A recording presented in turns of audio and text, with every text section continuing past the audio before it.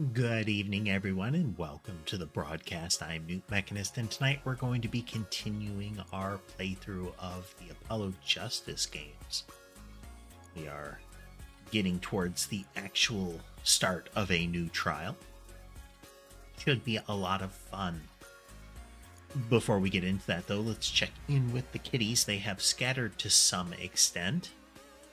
As is tradition for the beginning of the stream, we have Mason noticing something at the window on the bed, and Sammy is sitting on my lap. Otherwise, see, Ember is getting a snack and no sign of Sky or Sherbet. Wonder where they are lurking. But yeah, Apollo Justice tonight. Should be fun.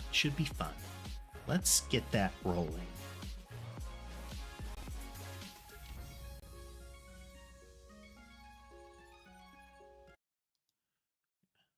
Swing over to the desktop music because the game's very insistent that it should have a minimum read loud level of volume. Adjust chair, anger, cat.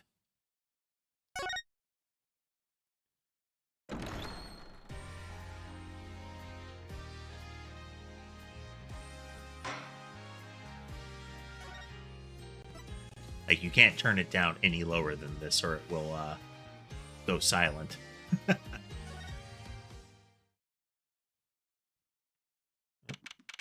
should probably turn on the game screen.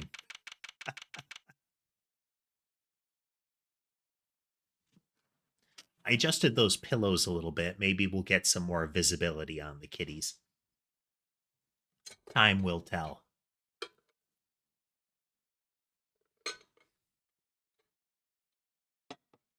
Sammy left my lap, so Ember has trotted over. Sammy can get a bit contentious about it. She will actually, if Ember has crawled up to, like, be held like a baby, then Sammy will try to crowd in to take space across my lap. And in doing so, she will bump into Ember, and Ember is remarkably picky about that. Audio should be working fine. If you see trouble with it, let me know. Actually, double check real quick. I'll switch over to the cat cams while I do that. I'm paranoid. Hitting buttons.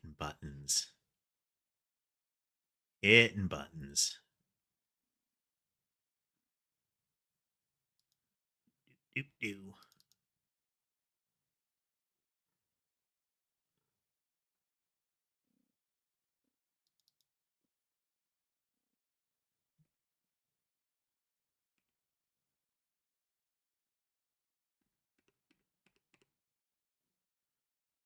Okay, it's actually working. Hopefully I didn't just break that. Okay, no, there it goes. Sorry about that, folks. Like I said, kind of paranoid about it. It tends to break down.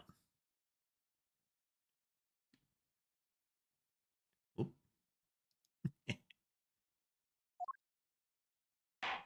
And we get. Court is now in session for, how do I say that? Machi Tobayi, Your Honor, the Pixie of the Arpeggio. So this is the pianist, the blind pianist. Remember, if they're blind or mute, they might be deaf, actually. But the pianist for the singer that was key in this. There was a murder of the interpreter for the singer, who was kind of a pseudo-government agent or something like that, kind of a ambassador for the country since she was a big deal. He dies, and then subsequently his body is moved, and Maki, Either way, we're gonna say Maki. Maki is found unconscious next to where the body was moved to. So we are now representing Maki. Right, his trial. Court is in session. The defense is ready, Your Honor. This is a very narrative game, so feel free to ask questions, chat as per usual. There are no issues with such because I have plenty of time to pause the reading and talk with you folks.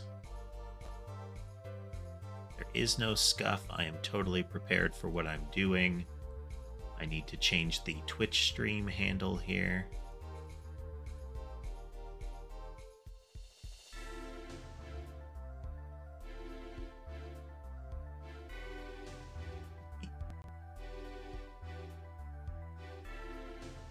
Pushing buttons. Again, sorry. Okay, back in. For realsies.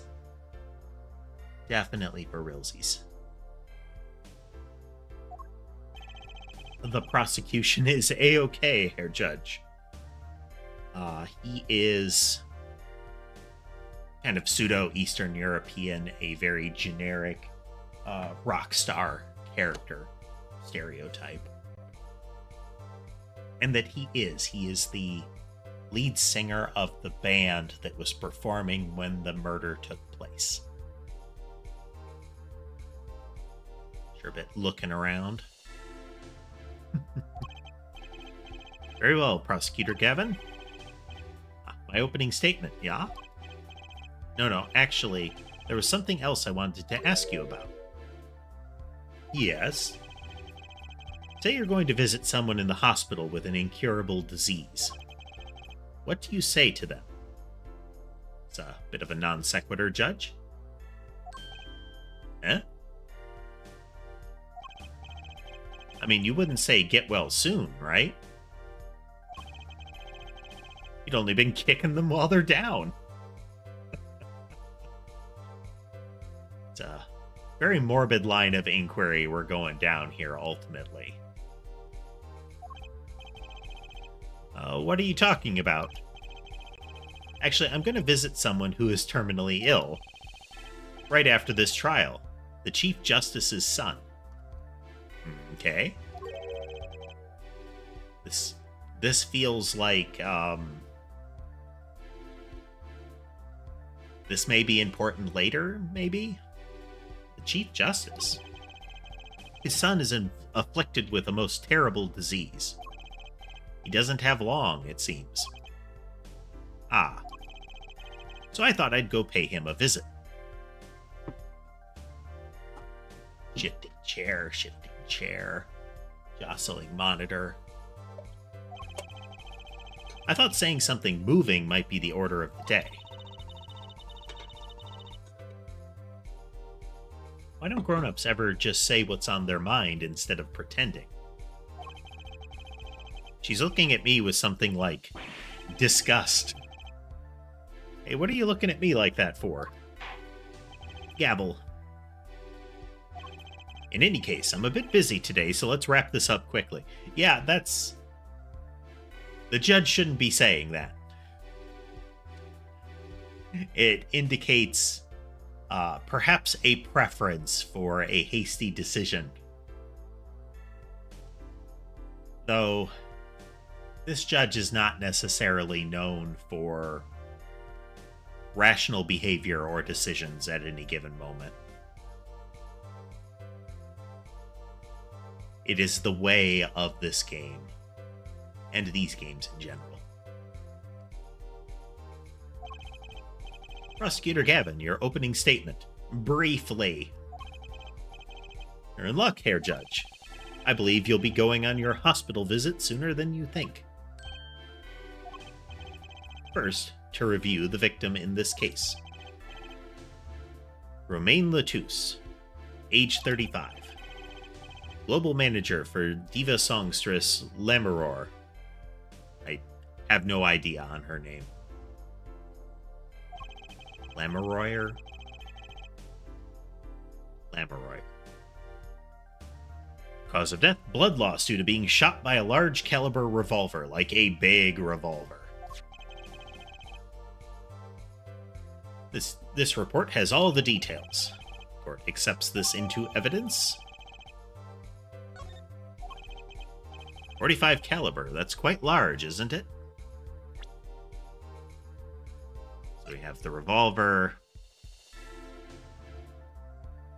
that had the same gag of if you turn the barrel to face you, Apollo reacts, and it implies that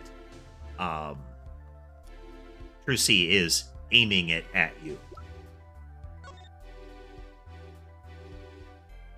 Between 9 p.m. and 9:30 p.m.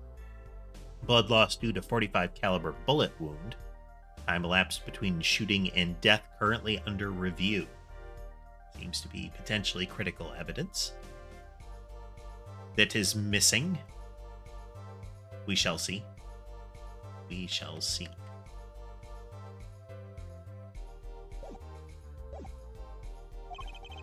Direct hit from that could knock a man off his feet.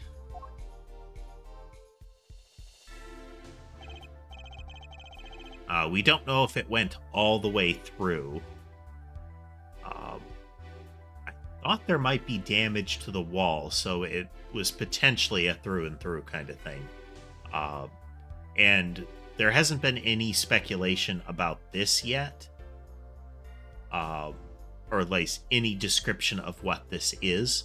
But it looks like we might have the classic, victim wrote out the name of his killer or a last message kind of thing.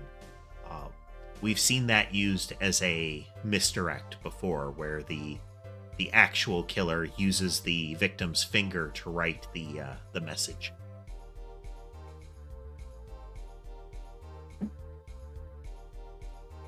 But if I recall, he was dying when we encountered him, so hard to say.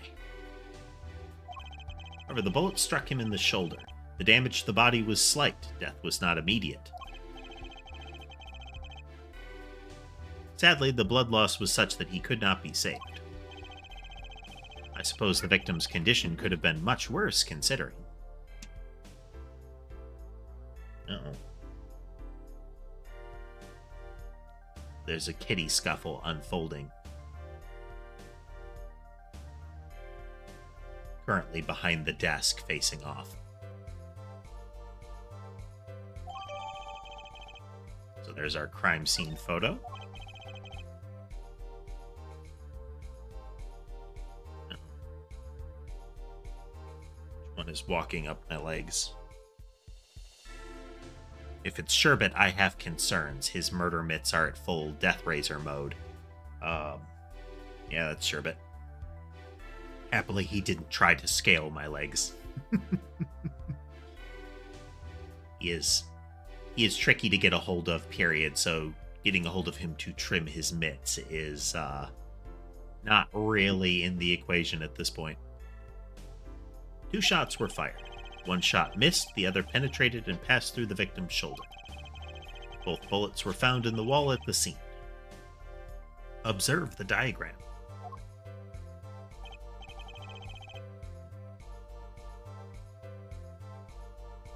This is where the bullets hit.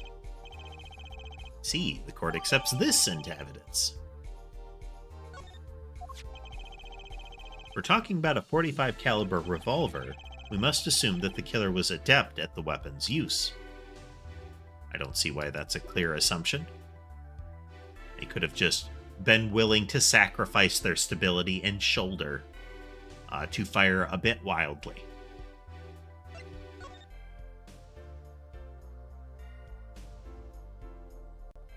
So a big part of the question is from where he was found, how was it fired upon him?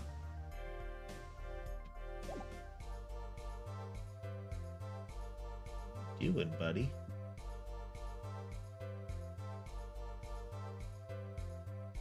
I think he's trying to find Sky or Sammy again, who he was chasing around, but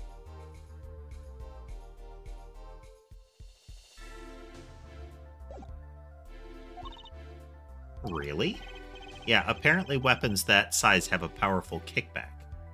Hey there, Demon Wolves. We're doing good. Getting back into our Ace Attorney playthrough. Trying to keep an eye on the cat mayhem here so they don't, like, yank my monitor cords out or something.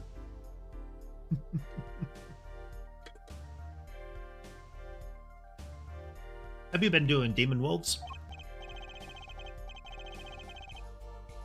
If, say, the judge tried to fire one, it'd break every bone in his body. A slight exaggeration, perhaps.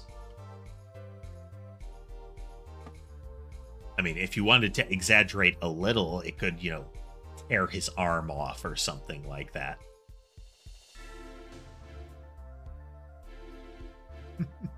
But every bone in his body feels unlikely. Otherwise, I can't see this sort of revolver ever being used, period. If it creates some sort of shockwave all around it that can pass through the entire body with that sort of force, you wouldn't even need to fire it on them. Hey there, Yamato.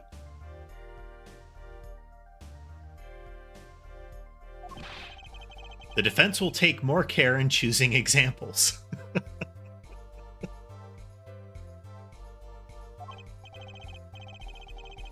As I was saying, the victim was shot backstage in the dressing room. A dressing room. The dressing room has only one entrance, this door. They're definitely going for a closed room murder. Or locked room murder. Where it is unclear how the killer could have entered from any other point. Sometimes this is done as they couldn't enter from anywhere else, and that door was locked. So how could it have been anybody other than one of the people in the room, kind of thing?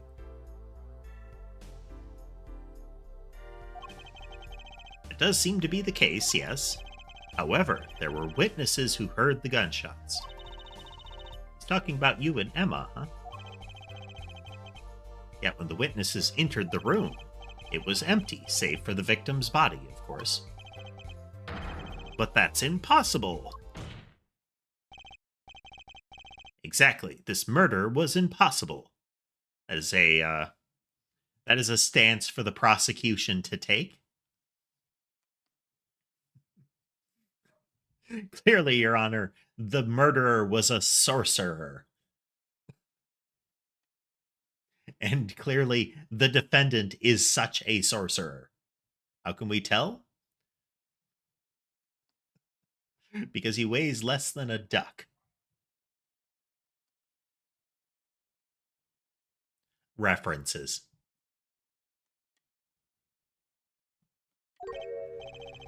For all but one person. One person. That is, of course, the defendant, Maki Tobai.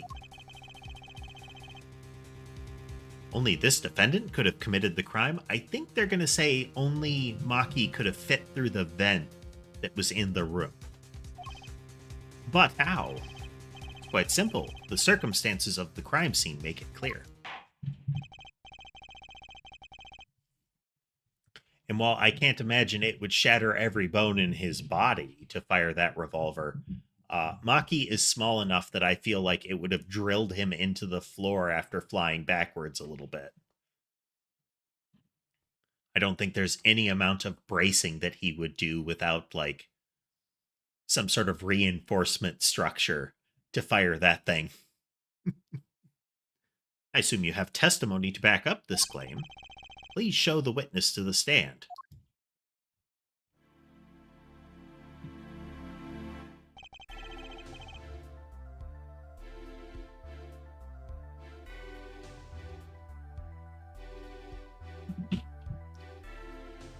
Well, given your screen handle, I expect that you're quoting something from Has Been Hotel.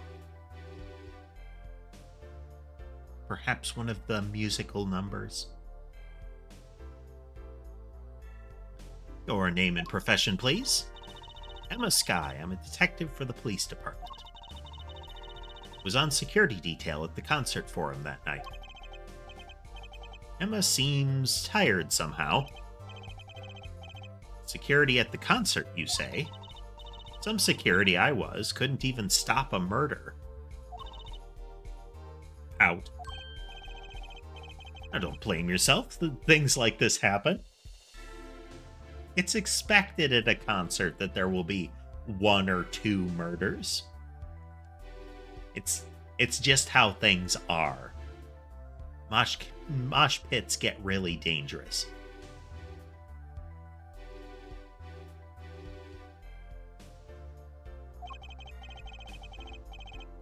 Does it, Okan? Oh, missed a line. Sure, that makes her feel much better. I want to hear about these bigger mistakes. In any case, because you were on security detail, the crime was quickly discovered. And we were able to identify the killer. You may give the court your testimony, if you would. Describe the circumstances of that day and your discovery of the crime, please. All right. She doesn't want to be a detective. She wants to be a forensic investigator. So she tends to be a little pouty about having to do detective work.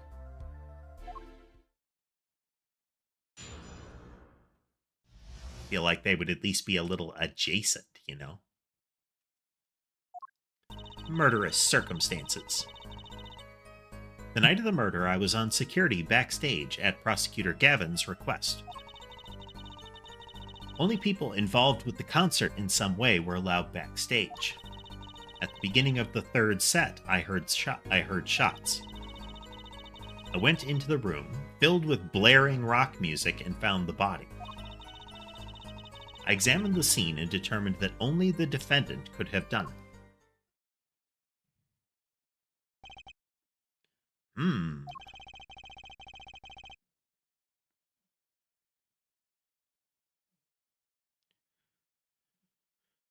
I think family. Yeah, that cat is having a nice little nap. Let's see how many others we can see right now. Sammy is on my lap. That's another one, and then I think we can. Yeah, there's 3 over on the second tree. All 3 of them are looking out the window.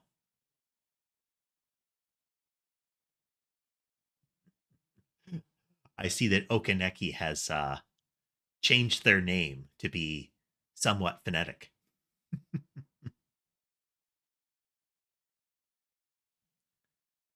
Let's switch it over to tree 2 here.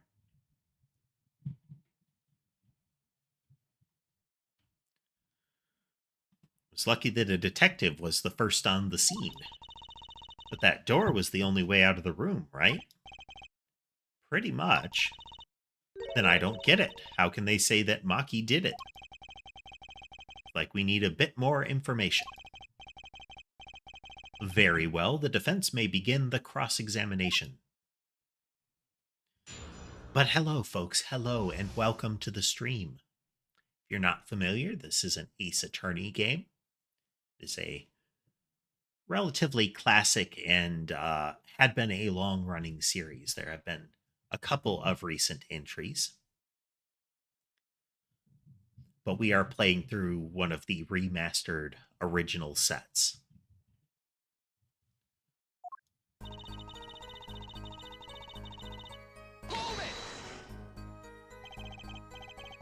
If you've ever seen the objection or hold it memes, this is the series that it comes from. The night of the murder was the night of the concert, yes? That's right. What was a detective doing on security detail, might I ask? If it was only a concert. I mean, it sounded like rockstar prosecutor Gavin was perhaps abusing his power over the police force in order to get detectives and whatnot assigned as security. I don't know, maybe. Could be, perhaps. My thoughts exactly. But orders are orders, even when they come from rock gods. Prosecutor Gavin? I smelled something that day, you might say. The stench of conspiracy. That's kind of melodramatic for the rest of his behavior. That day at the concert hall. Conspiracy? Well, isn't it obvious? My keys, that whole morning, no, the whole day was ruined. His key ring would prevent, the loss of that prevented him from getting into, cats have moved. He couldn't get his motorcycle started, he couldn't get his guitar case open, and this key ring was found in the hands of the victim. And it's all because someone stole my keys. I couldn't ride my hog to the show. I couldn't open my guitar case. There he goes again. Isn't it possible he simply misplaced them? Misplaced them? Misplaced items don't just wander into a murder victim's hands on their own.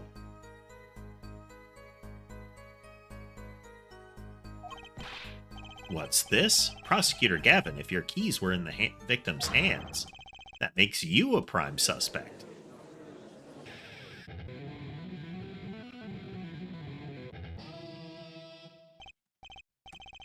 Love, slow acting, and new. Oh.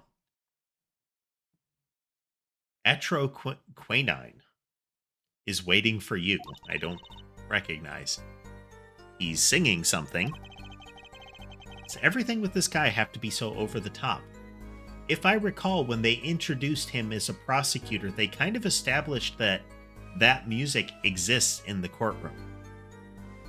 Which implies that while he's air guitaring, he is playing like a recording or something like that. Maybe there's an assistant under the desk being prompted, you know? It's kind of like Prosecutor Godot and his constant stream of coffee. Off camera, in some way, there is an assistant who is very busy during the case.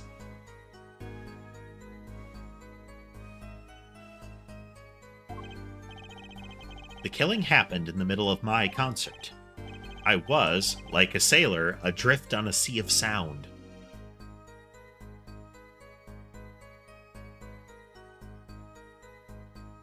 Huh. I was not aware, Okaneki. That is pretty common in the Ace Attorney games, is to have reference names and sometimes, like, play on words or pun names. Hey there, Eternity?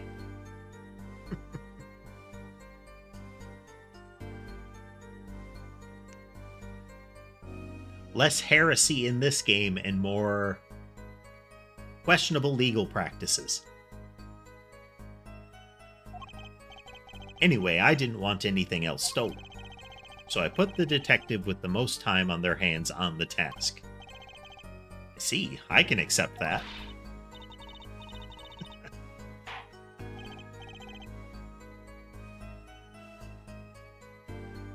Are you implying some sort of My Little Pony 40K crossover, Eternity? Please, the testimony. The people involved with the concert in some way are allowed backstage. Like a guest. We were let in, though. I didn't know about that. I certainly didn't invite you. I gave the Fraulein special permission to be there. I wanted to see her again. The assistant, Trucy. Wait, did you hear that? We're officially involved now. Gee, great. Some other hangers-on tried to get backstage, but I drove them off. So no other outsiders were there then. And then...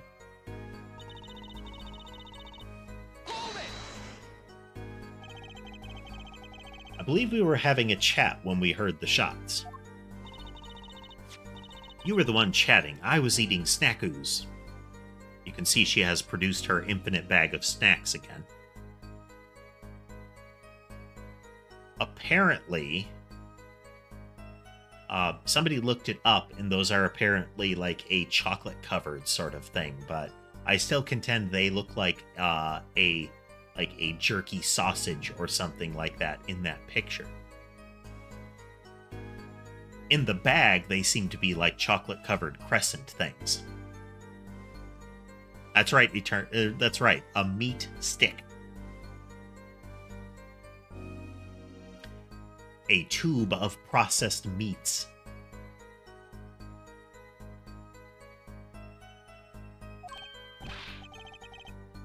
Hey, no snacking in court. And you're sure the shots came from Lammeror's room? Ah, that name is brutal.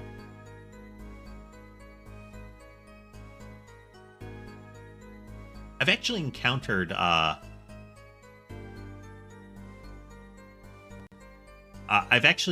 jerkies like that, where it's in, like, dried sausage form.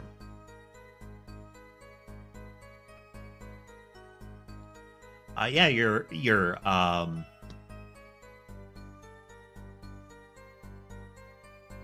Okaneki mentioned that it's close to, like, French for keyboard, too. It is interesting.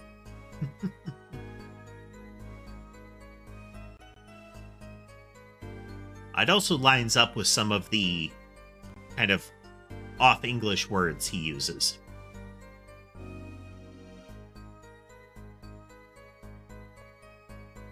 That is an interesting thing for a cat to remind you of.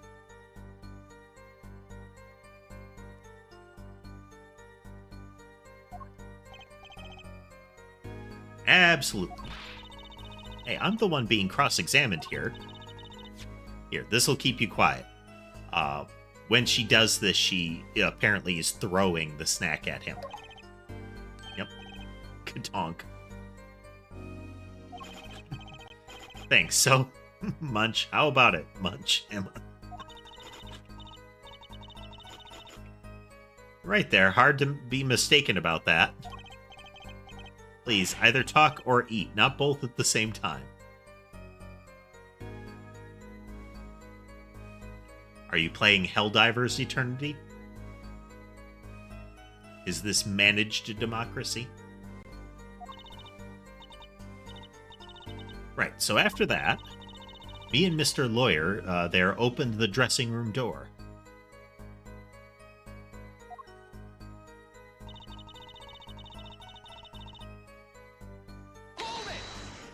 Hey there, fairy.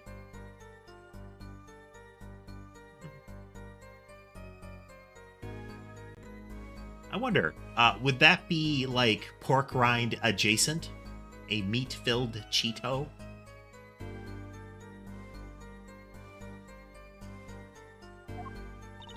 Rock? Blaring, yes. When you say rock, are you referring perhaps to this rock and roll music that's so popular these days? That's right. When we went into the dressing room, music was blaring over the speaker on the wall. Apparently the speaker is playing, is relaying the music from the concert so that anybody in the dressing rooms can potentially hear a cue to move towards the stage. They pipe sound from the stage into the backstage through these speakers. That way people in the back can hear when they're supposed to be on stage. Hey there, Conduct. I saw a comment of yours implying that you had changed your handle, but by the time I had read it, your handle was changed, so it seemed like your comment was just reapplying your name. So if there's another name that I might recognize you by, you can let me know.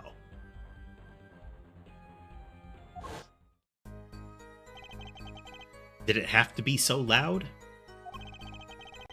You don't listen to the Gavineers with your ears. You feel it with your entire body and soul.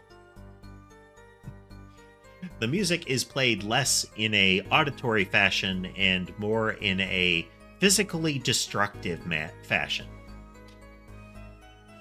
You can hear the rhythm through the deep tissue damage, the melody through ruptured eardrums.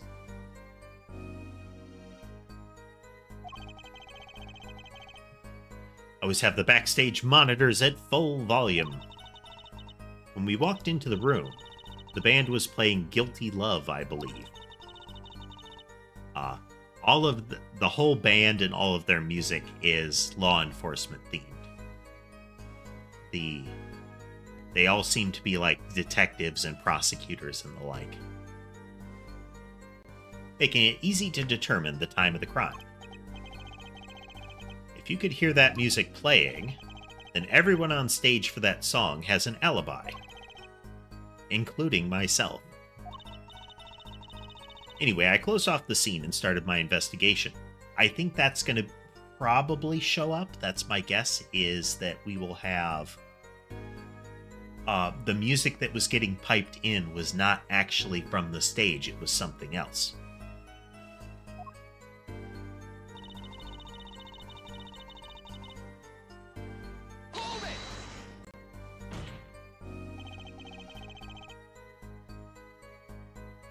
How could you know something like that? As I said, it was clear from the circumstances.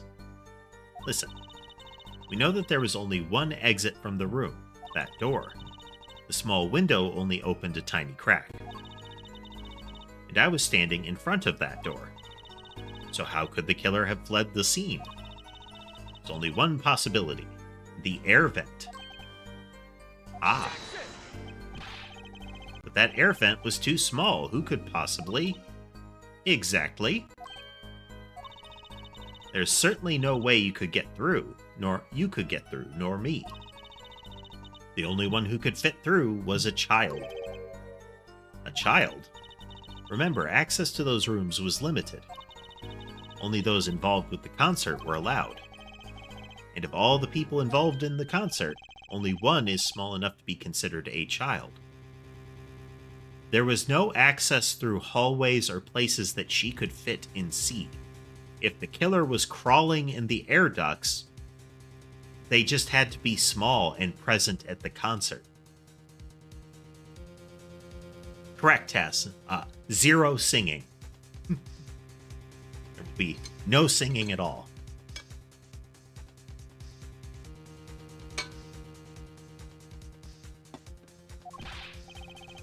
The defendant?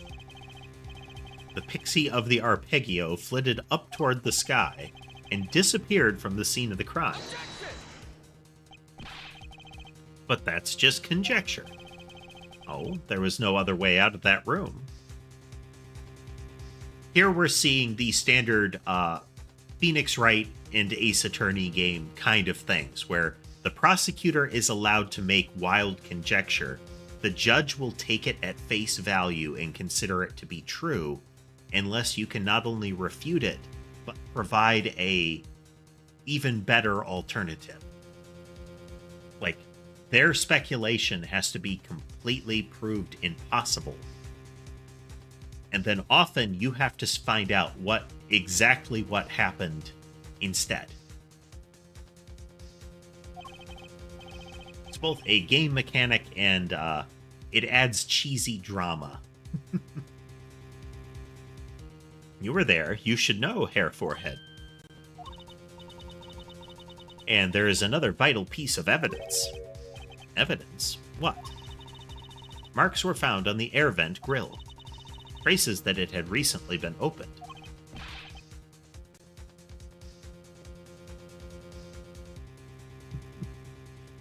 That's right. The prosecution can both threaten the judge, attack the judge, and sometimes, like, blackmail the judge or force them to behave. I think one of the last trials in the Ace Attorney trilogy, the original one, had like a high-ranking member of the police that had power over the proceedings, so they could just manipulate it, even though they ended up being the defendant. Well, the kind of counter-accused. Wait, what? Something else was found, quite clearly. The defendant, Maki Tobai's fingerprints. There are 2 live streams conduct. On YouTube, I have a wide form and a tall form stream going. So watch from whichever one is more useful for your for the form factor that you're using. Gabble, gabble, gabble. Wall punch. The air vent was the only way out of the room. The defendant's fingerprints were found on the grill. Well, Hair Forehead, what fairy tale does this suggest to you? Only one could pass through that vent, that doorway to heaven. And that one is our pixie. Are you looking at me, Apollo? Hey, I was out whooping it up in the audience. This was his decisive evidence. Quite decisive indeed. Yeah, here we go. Hey there, Uni. Welcome to the channel. Welcome to the stream. Gavel.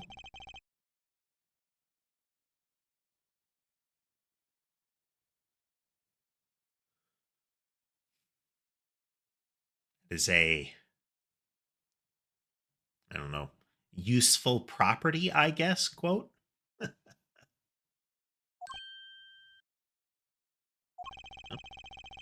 Prosecution has a rather convincing case. The prosecution has conjecture. They just know Maki touched the air vent. That's it. And they think the air vent had to be the way that they came in because they can't find another way. That's it. The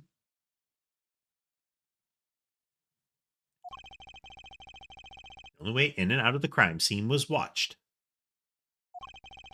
making the defendant the only one who could possibly leave the scene, as opposed to anyone else that could fit in a vent. Simple and decisive. I believe we've heard enough to determine our verdict. Even if I wasn't in a hurry to make a hospital visit, yeah. This was said at the beginning. The judge was in a hurry to visit an acquaintance's child in the hospital. So he wanted the case over quick. Which isn't a conflict of interest at all. Not at all.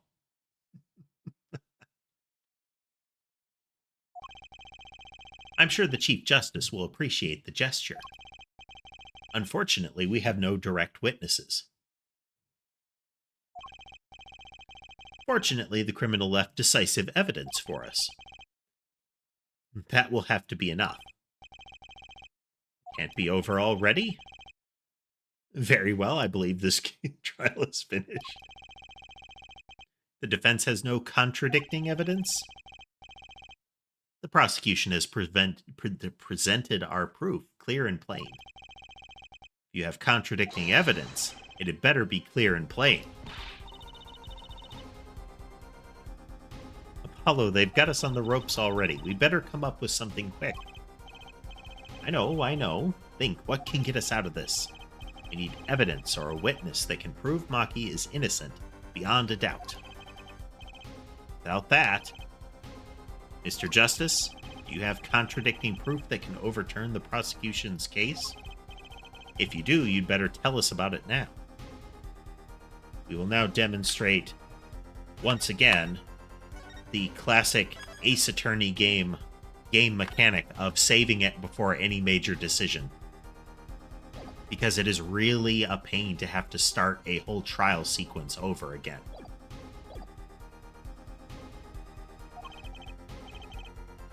This is it, and so soon.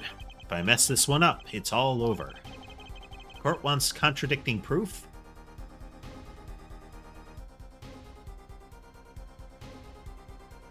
What do we got?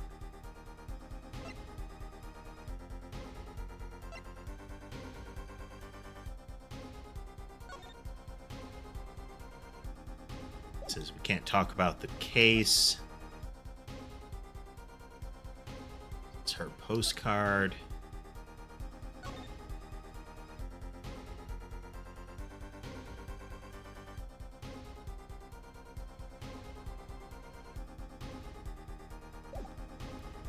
The giant gun.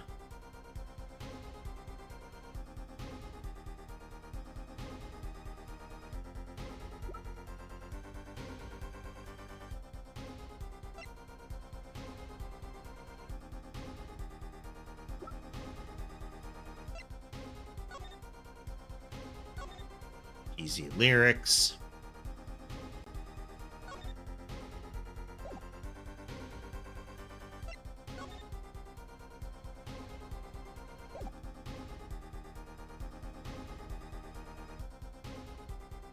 We don't have a witness. The only other one that was present was Emma.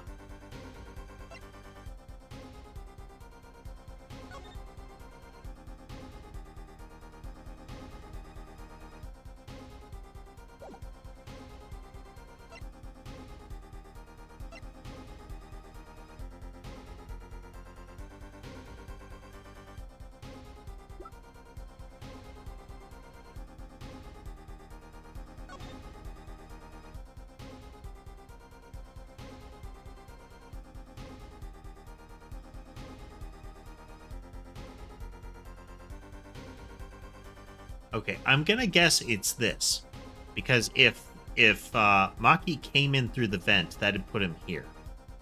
All this destruction is over on this side, but it would imply that he came in through the vent, went over here, directly engaged with somebody who is really big compared to him. Fired 2 shots, one of which missed.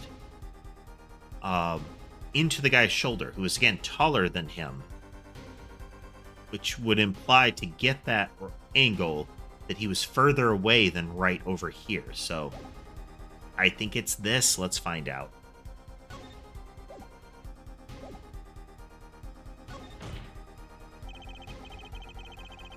This is prepared to show contradicting evidence. This should be interesting. What sort of evidence?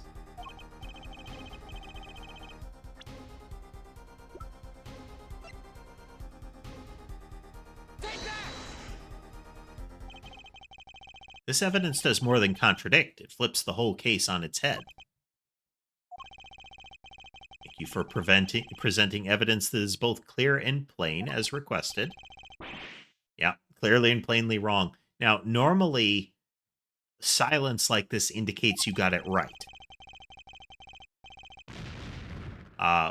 This kind of thing is obnoxious because you have to read through the whole event to find out that you got it wrong.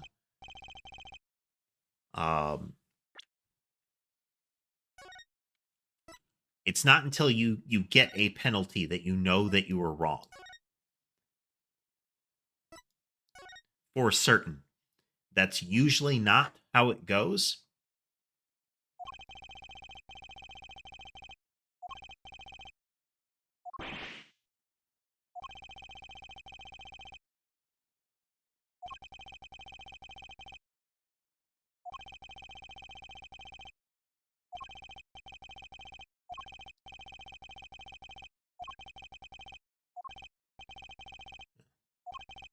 I load the wrong save here.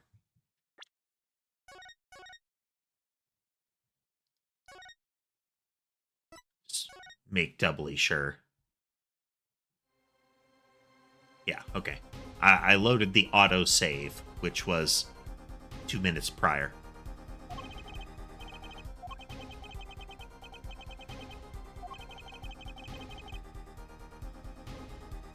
Can I save it right here? There we go.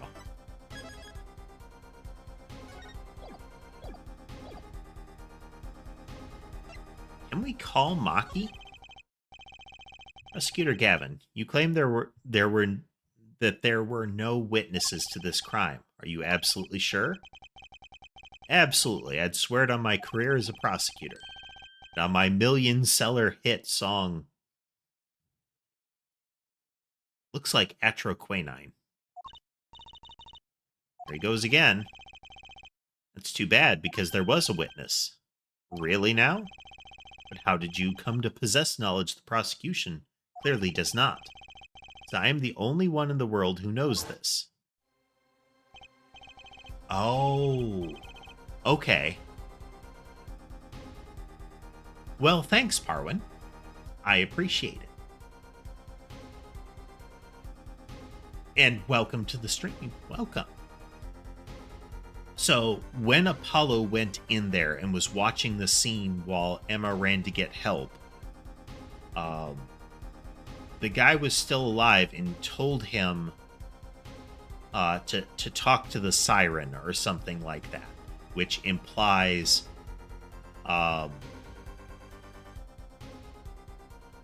who's it? The singer. I can't recall her full name at the moment. Lamarore. I say Lamarore.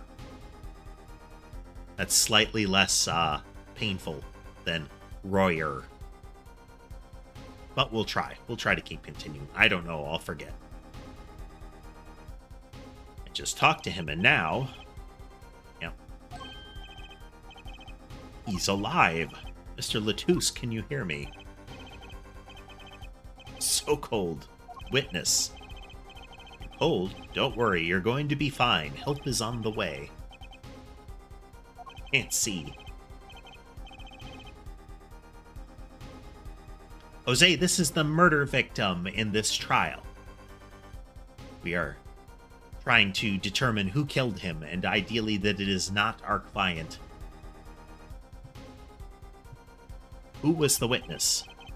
The witness is... He says siren, or at least that's what we think he said. What? The victim said this before he died. Perhaps he did, and perhaps he did not. What do you mean by that? All we know is that Hair Forehead says he did. Yeah, just like you say that the only one that could have been it is the defendant. But we don't get to make conjecture.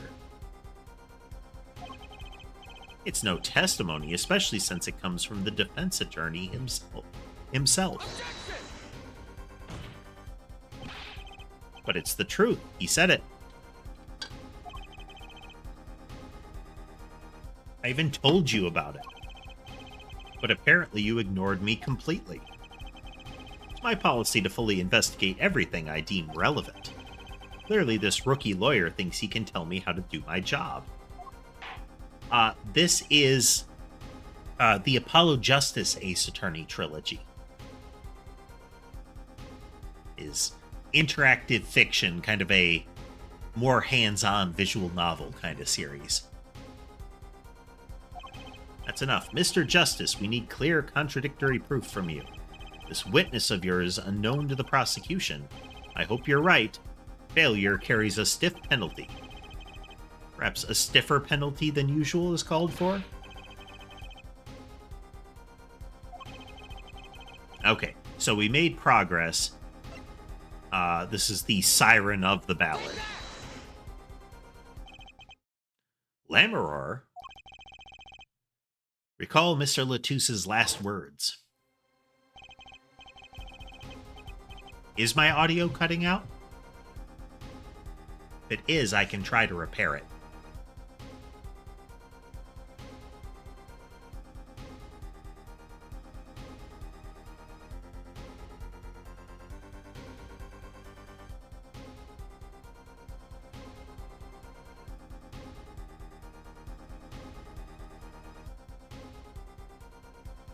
And we might have an individual stream issue. Hopefully it persists. Oh. Hopefully the quality persists and that your problem goes away. The siren. Ah, he meant the siren. That's right, the siren of the ballad. Lamarore was only on stage for the second set. And she had access to the backstage area. She could have been a witness. I see. Well, Prosecutor Gavin? My claim still stands. There was no witness to this crime. We shall interview nobody else who was in the area at all. Very well. Let's hear it from the horse's mouth then, shall we? We'll now take a break from Detective Emma Sky's cross-examination. Please show Lamarore to the witness stand. Lamarore would say nothing the night of the murder. Not today, though. Today we'll drag that story out of her, no matter what. Indeed, Sherbet and Mason are taking a nap. They are cozy. And see that Ember is napping as well. I expect Sky might be in his tree, if not looking out the window. I'm not sure where Sammy is hiding.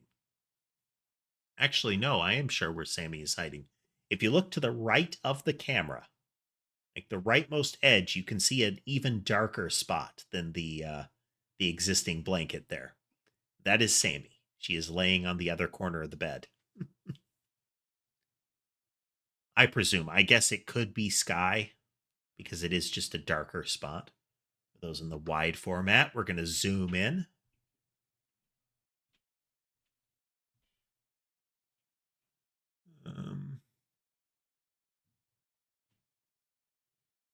I don't have a clear picture.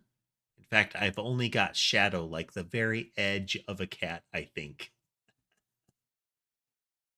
Might even just be a shadow in general. Anywho.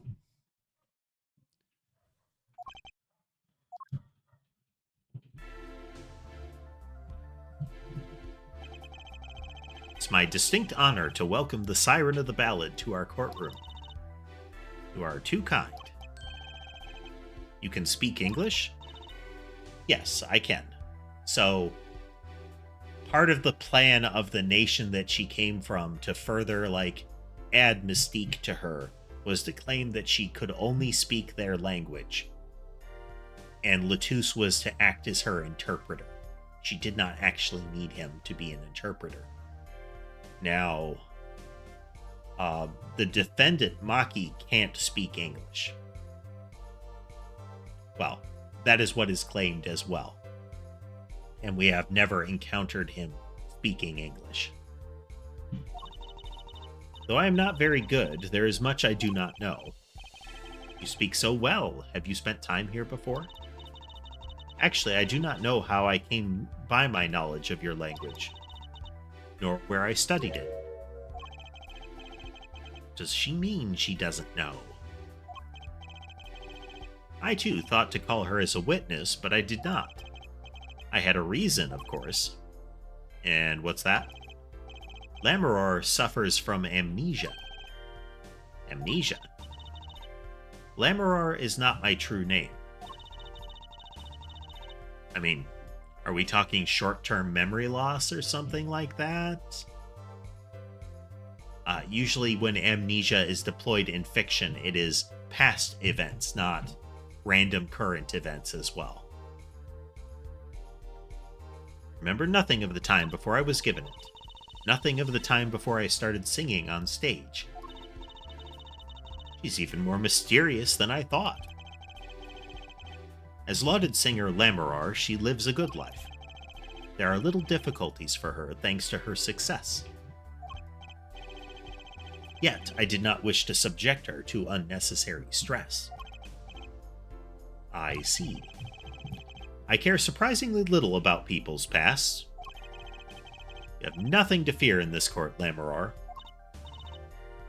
Thank you. Yet there is something I do not understand, and being called as a witness? What might I say? No one will tell me anything of what happened. Lamaror, let me be frank. I did not want to ask you up here to testify, yet that young gentleman with the wide forehead over there was adamant that you stand. Oh my. Congratulations, Apollo, you're the bad guy. Well,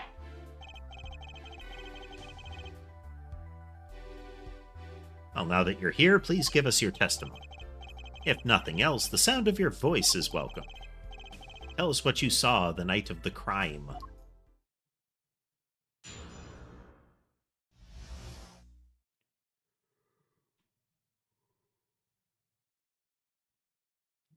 Yawn. Sorry. Take this opportunity to drink some beverage.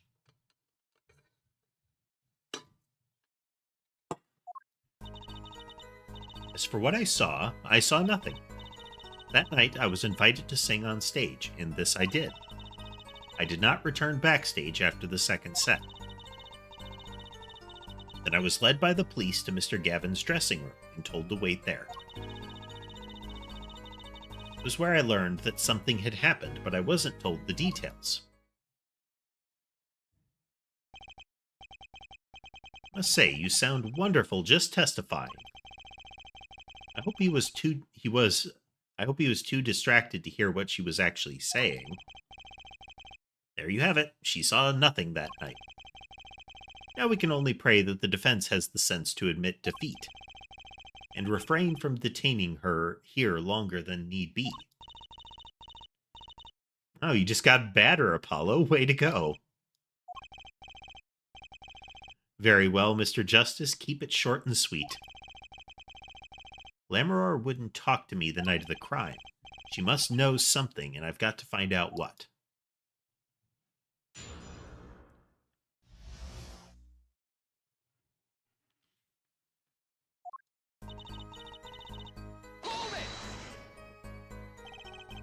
But you must have seen something. Mr. Latouche named you. Mr. Latouche? How can I tell you what I don't know? Lammeror, you said you were a witness. He said you were a witness with his dying words. I don't know what he meant to say, but that night... It was a great concert. You heard me sing? Thank you. I was hoping to get an autograph later, actually. Of course. Mr. Justice, this is cross-examination. You're out of line. If anyone deserves an autograph here, it's me. One on my gavel would be nice. Herr Judge. What's this? It's my autograph. Now keep this trial moving. What? My grandchild will be so happy. I like that. That, if I recall, that's something that we see in I've seen that in presentations of, like, in Japan getting autographs, is it will be like a square card or something that it's given on. Never like random slip of paper kind of stuff. Always the formal square card when it is sought. Apparently his grandson is a big fan. Let us continue, shall we? If you would, Lammeror. Tell us what you did after your stellar performance.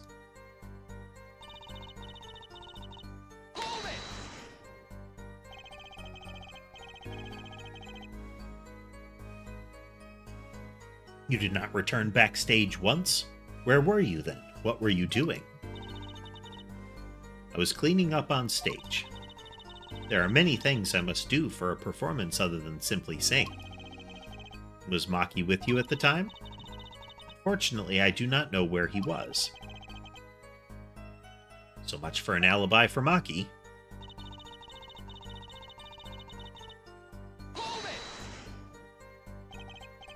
So, her brooch is definitely going to come into play, but I don't know how we can establish that she was wearing it that night. Maki, correct? How was he then? He seemed as he always does, so I believe he was shocked by the news of Mr. Latouche's death. Yet he is not the type to show much emotion. Yes, he's given the police no end of headaches. He answers most questions with silence, and those glinting frames speak nothing. The questioning hasn't gotten very far. We sat there waiting.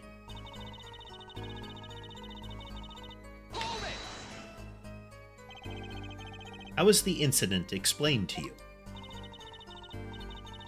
I was told nothing in detail, only that Mr. Latouche died. Of course, investigations require some security. But Mr. Latouche was my manager. I wanted to know more. I should have been told. Both Maki and I were beside ourselves with concern. Allow me to apologize, but please understand.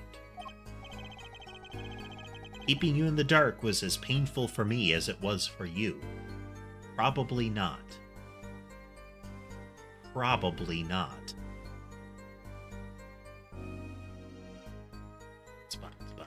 Buttons. Yes, I understand. Think, what doesn't ring true about her testimony? Hard to imagine Lammeror lying. Might not be lying, but hiding something. What wouldn't she tell me the night of the murder?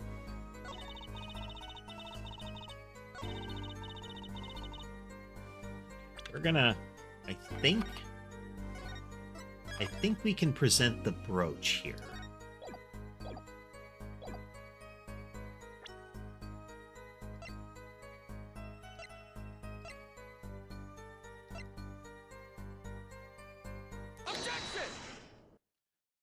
So normally that music stop means we guessed right. Sorry, Lammeror, but I'm having trouble believing you. You remember this brooch, do you not? Why, that's Lammeror's. She was wearing it for her song. There we go. He gave us confirmation. Care to add that to the testimony, Prosecutor Gavin? What? This brooch was found after the murder took place. At the very scene of the crime. What? Lammeror, how did your brooch get backstage if you did not go there yourself? And, as Prosecutor Gavin has just told us, you had been wearing it during your performance that night.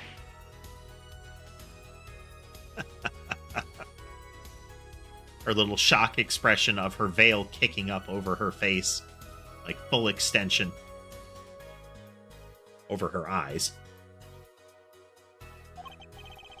What is the meaning of this? Lammeror, please explain. Lammeror? Her native language. She says English is quite difficult. That trick's not going to work here. Mwah, mwah, mwah, mwah. Your forehead may be large, but you are a lawyer, truly. But you have missed one important fact. What now?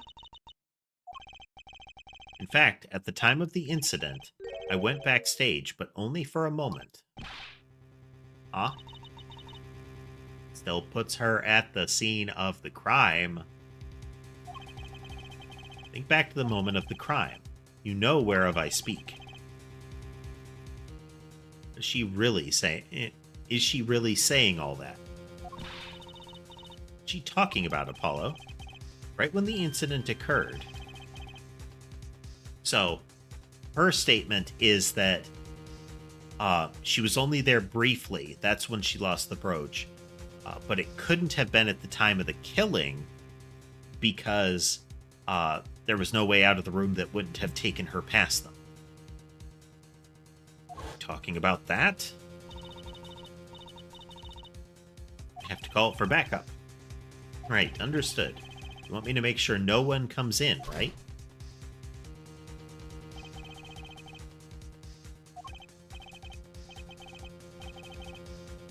It's a repeat of them showing us the death and his last message.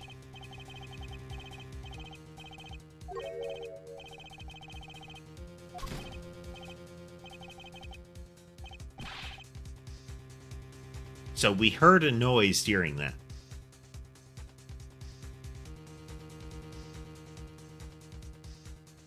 Interestingly, if he was distracted looking at Latouche, if she was hiding somewhere in the room when they came in, that would have been an opportunity for her to flee.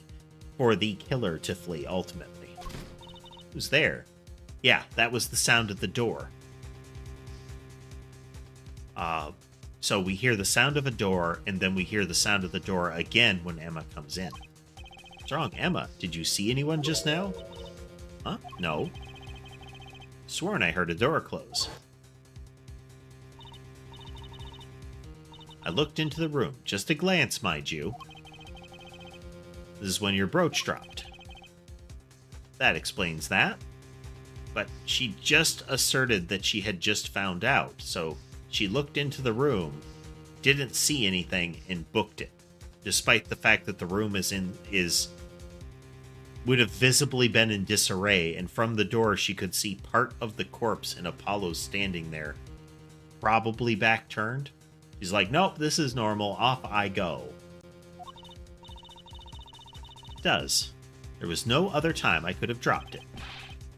That's ridiculous. You only looked for an instant, but you dropped your brooch? Her forehead. She has raised a possibility. The only thing that can counter that is evidence. So she looked at the crime scene. Actually, I intended to go into the dressing room. I knew nothing of what had happened, of course. But the moment I opened the door, I heard a horrible voice. Her forehead shouting, "Who's there?" no doubt. A horrible voice indeed.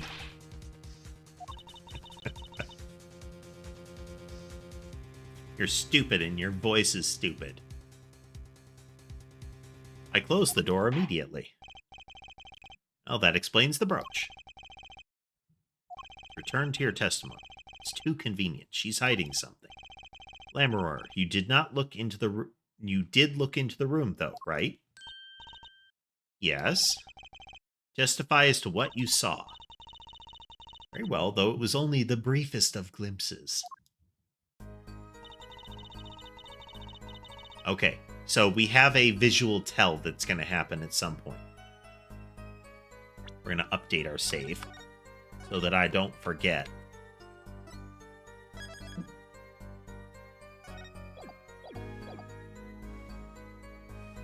My performance was finished. I went backstage for just a moment. Let's see. Okay. What did you see in that brief glimpse? So something about her animation will differ slightly when she is withholding something or lying. Only opened the door slightly when I heard that horrible voice and shut the door. I've always wondered, Hair Forehead, is that voice of yours lack a volume knob? It's my cords of steel, man. Just back off. He practices shouting in the mirror in the morning. Like, that's what he says he does.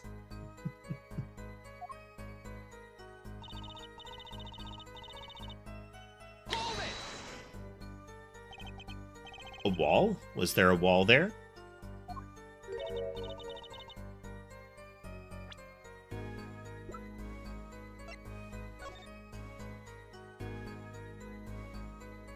Okay, no. From here, it is reasonable that she could have missed the bottom. Or at least not unreasonable.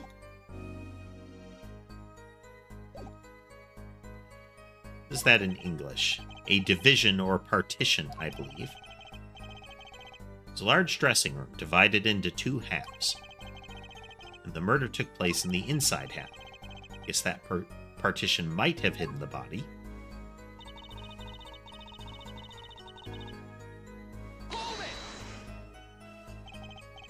With Maki, correct? How was he then? Okay, this is the repeat one.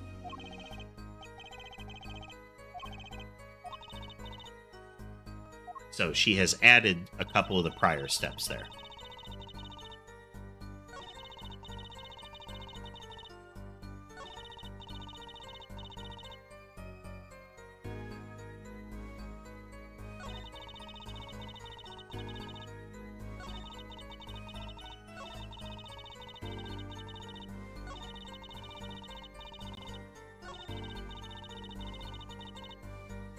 Okay, I think I'm going to put the save down again.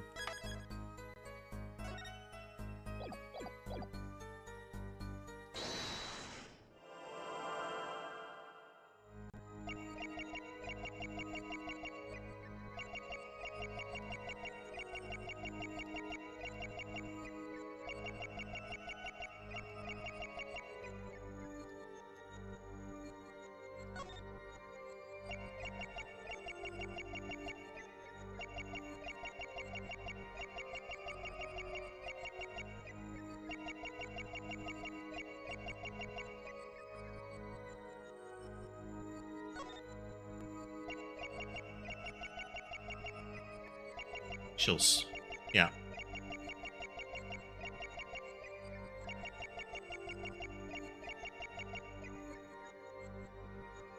Okay. It's she swallows when she says Latouche was behind the partition. See? Gotcha!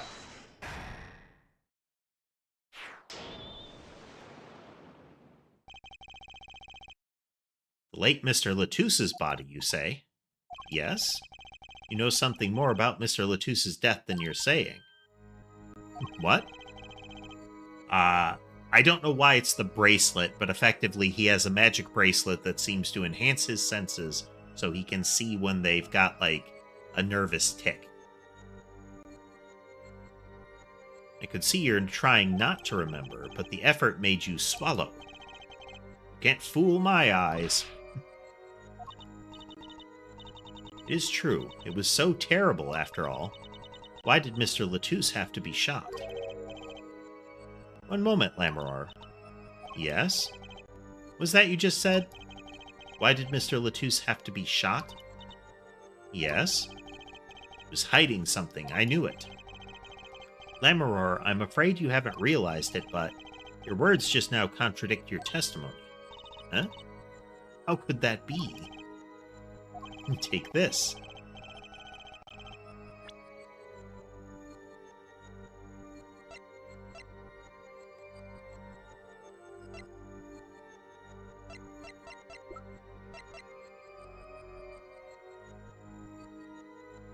Take that!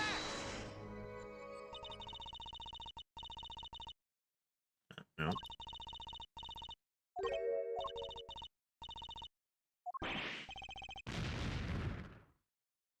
Can we reload that? Hey there, Gloomy. Stream indeed. Oh, man. Well, we know precisely where it was. Gotcha! So we're going to zip ahead.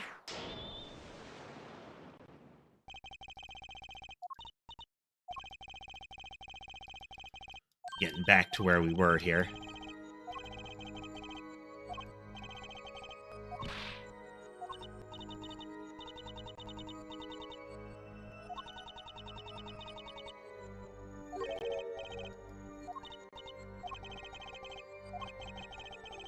Why did he have to be shot?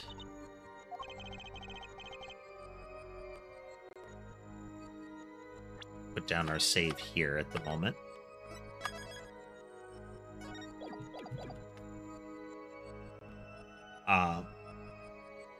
The Ace Attorney games, and frankly, some Capcom games in general, have really bad controls when they're ported over to PC. So things like some things are left click, some things are like a wide variety of buttons, some things you have to, press Z or something like that. It's kind of inconsistent scene to scene, like screen to screen.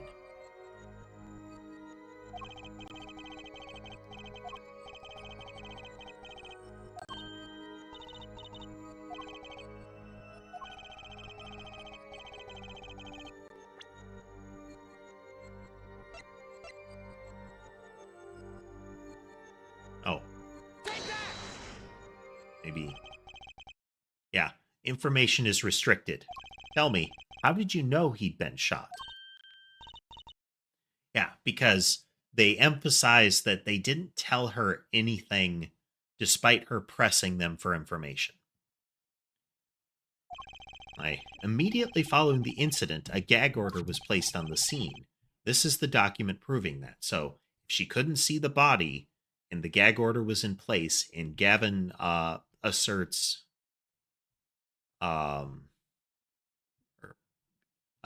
that or agrees she wasn't told anything, then she couldn't have known he was shot.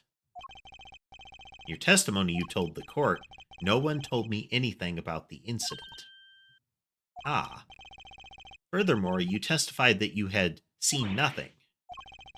Yet you knew that Mr. Latouche had been shot. How could you have known? Wow. Ye orc.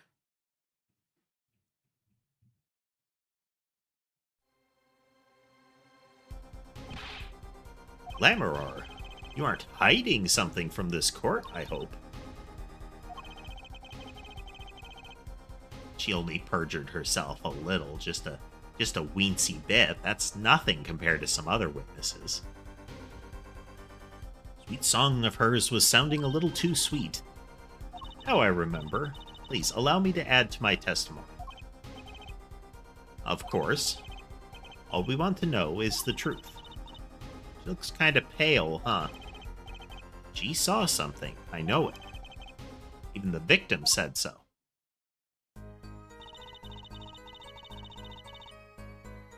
Saw bullet holes in the wall. I knew he had been shot.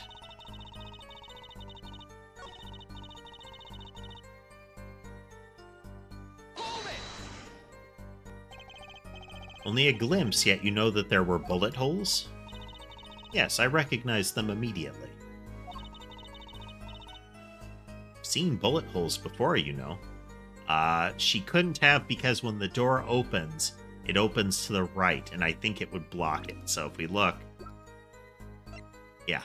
If she peeked in, if she had opened the door all the way, it would have blocked most of her line. Unless she opened the door all the way and then looked up, I believe.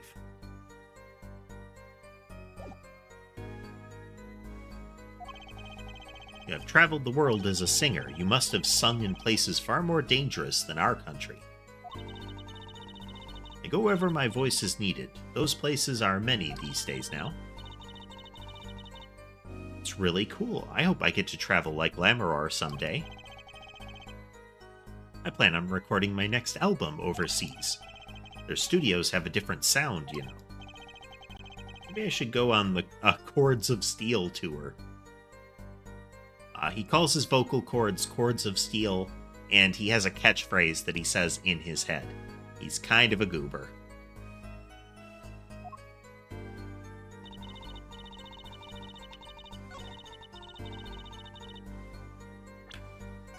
We're going to save here, and we're going to present the crime scene photo here. Or... get that saved down properly. Yes.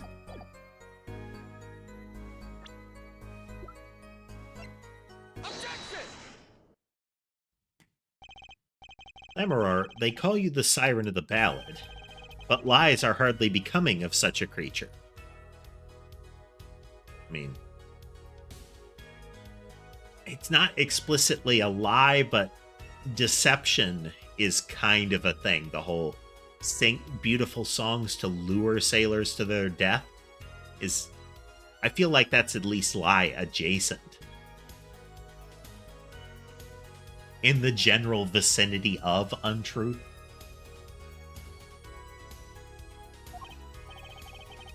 A put down worthy of our prosecutor, Mr. A put down worthy of our prosecutor, Mr. Justice. Such put-downs are hardly becoming of you, Apollo. Stop polishing your forehead and start polishing your character, yeah? Come on, can't I be cool for once? Observe the diagram. You looked in from the door for just a moment, correct? Yes, that's so. There were bullet holes in the room, yes. But they were in the wall the door is on. Huh? You see, assuming you merely glanced into the room, you couldn't have seen those bullet holes.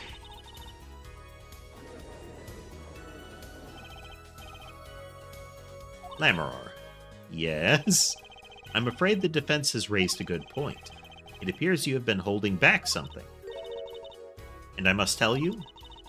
I must tell you what it is that I saw? Yes.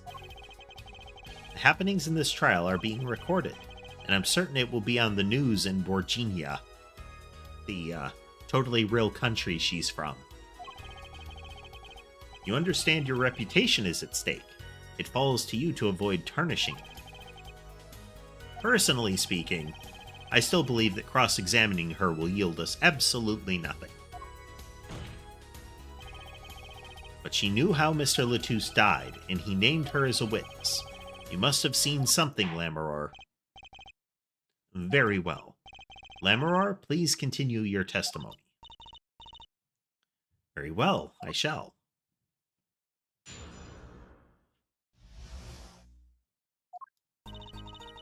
So on my way from the stage to the backstage exit, there was something like a little window there. That's how I saw it. There were 2 shots. I couldn't do anything to stop it. But it wasn't Maki. It was a grown person. I know it was.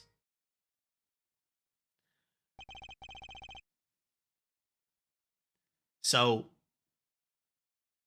her hesitance to tell us about this part doesn't make sense if now she's defending the defendant. Like,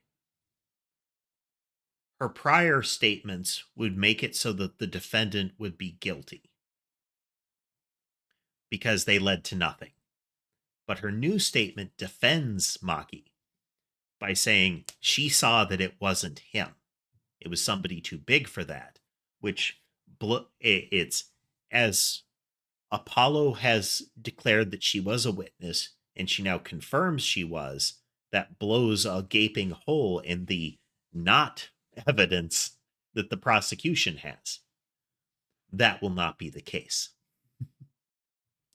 So you did witness the crime, and the killer was a grown person, you say? This is my first time hearing this, I assure you. Nice play, Hair Forehead. Very well, Mr. Justice, you may begin your cross-examination.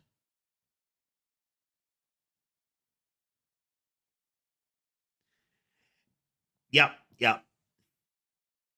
It's the prior tactic of... The prior tactic didn't work.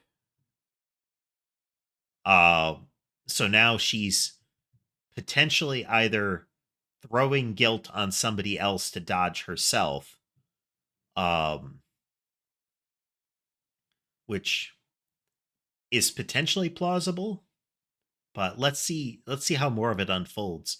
The extra wrinkle to this is the fact that after they were supposedly escorted to Gavin's room, Maki goes missing and the body goes missing. The body and Maki are then found at the top of some scaffolding. So yeah. Get going, Apollo. You were right about Lammeror. What's wrong? You don't look too happy. This whole thing smells fishy. That's what's wrong.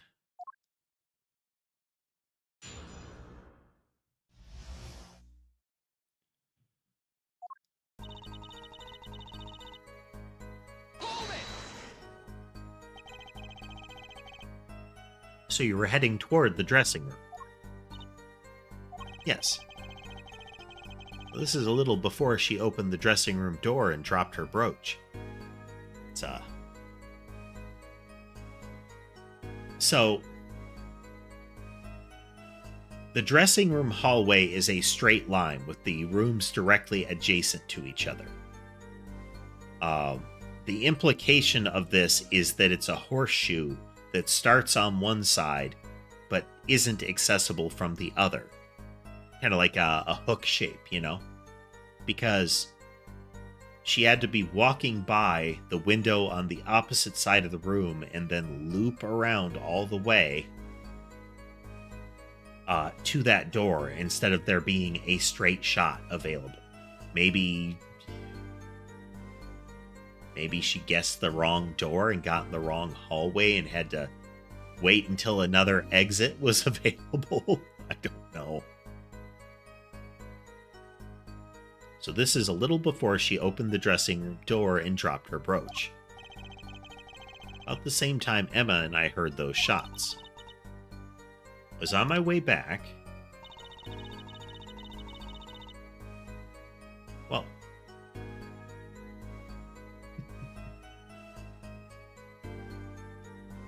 I mean, it's plausible. If this is how it goes, it makes her actions to run around and look in the door plausible. Just the path that she's taking seems fishy.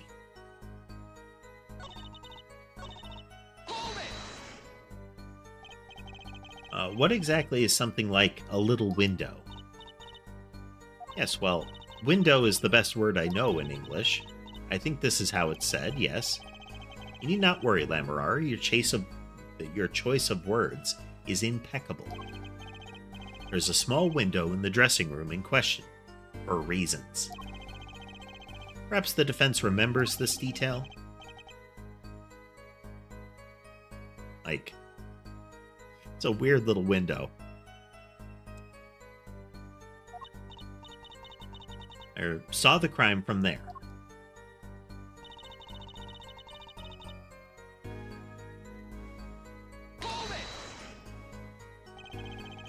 You are certain you heard 2 shots fired? Yes, quite certain. It's on my way to the backstage exit.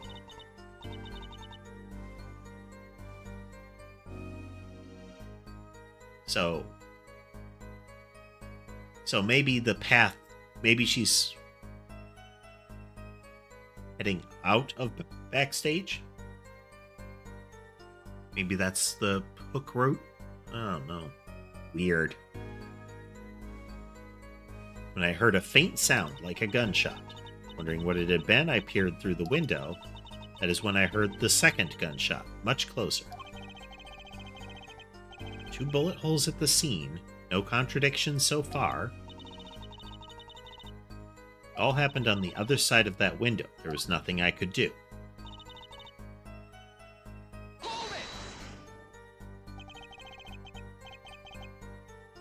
Wasn't Maki who shot? Are you sure? Yes, quite certain. It amuses me that you would question her testimony. It is testimony in your favor. Isn't it my job to object?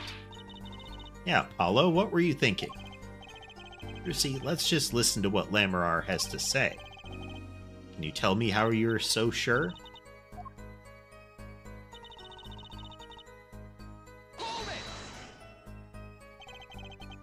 A grown person.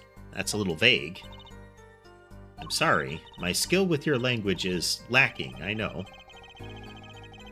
Certainly you could at least see whether the shooter was male or female. It was a man, a young man. And you're sure of that? Yes, his voice was quite clear. Voice? Looking at this diagram, it seems the dressing room was quite cluttered. It does seem likely that you wouldn't have had a clear view of the shooter. As a singer, I rely more on my ears than my eyes. When I hear a voice, I don't forget it. That voice was the voice of a man. So you heard a voice, but wait. Couldn't that have been the victim, Mr. Latouche? Absolutely not. Did I not just say that I do not forget a voice? If it was Mr. Latouche who spoke, I would have known. Indeed. So you were at the windows and you heard the shooter's voice, the voice of a young man. Hollow, this is good testimony. That proves it wasn't Maki. Indeed, if this turns out to be true, it would cast this case in a considerably different light.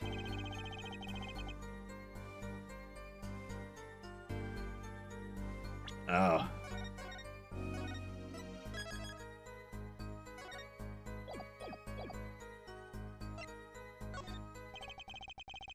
Oh, pains.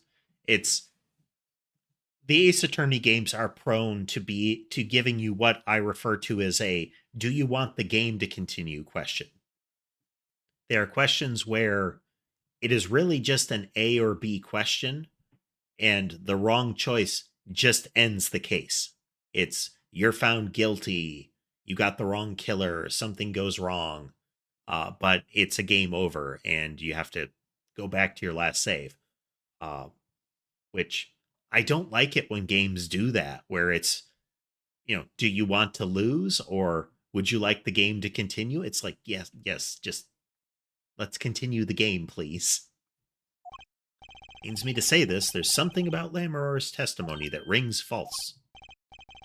Bravo, Hair Forehead. You're colder than I thought. You sure you remember what the problem is as well as I do?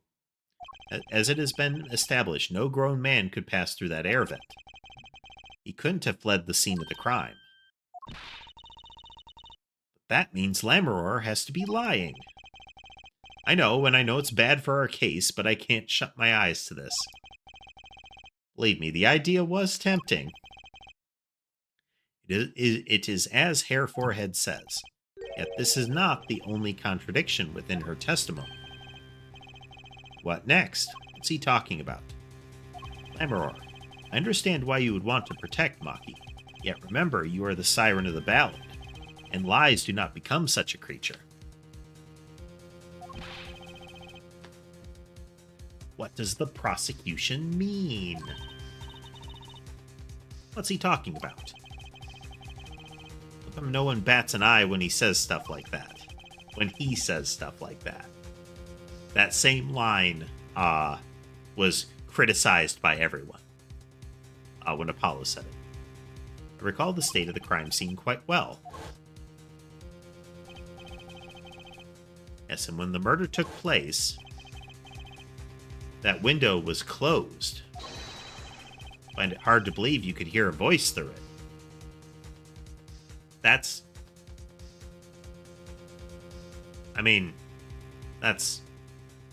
assert it what you want. She says she did.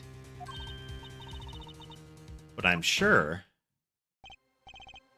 Lammeror, I have nothing but the highest regard for your musical sense, but my opinion of you as a witness is somewhat lesser. But she's the only eyewitness we have. So you say, and the victim named her the Siren as the witness. That's right. That's what Mr. Latouche. We heard your claim. We even entertained the possibility, and it brought us to this. I mean...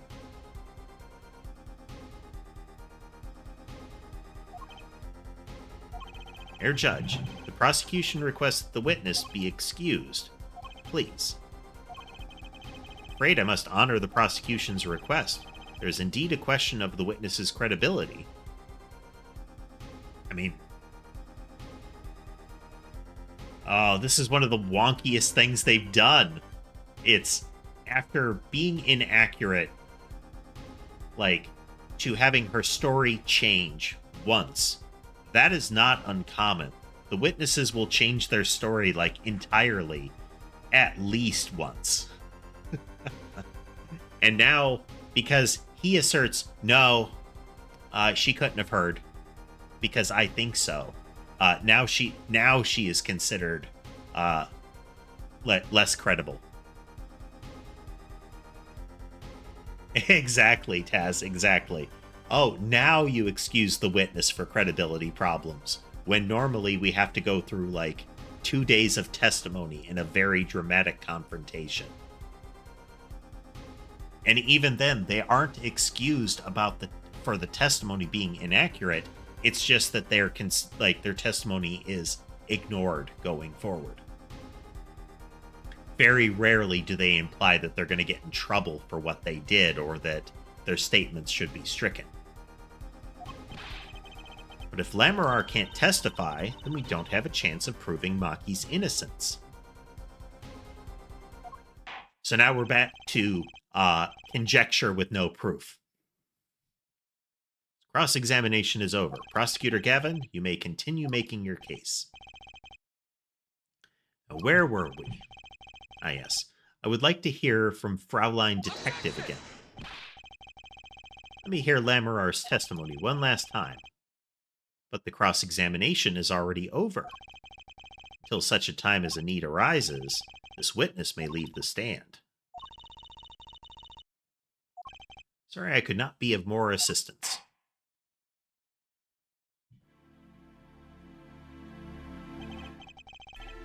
Back to the real trial. Ready, Hair Forehead? Yeah. This is... It's not Danganronpa level, discussion BS, but... Or, mystery BS, but They have really pulled a move there. Like, completely out of character for the series. Hope I didn't miss my only chance.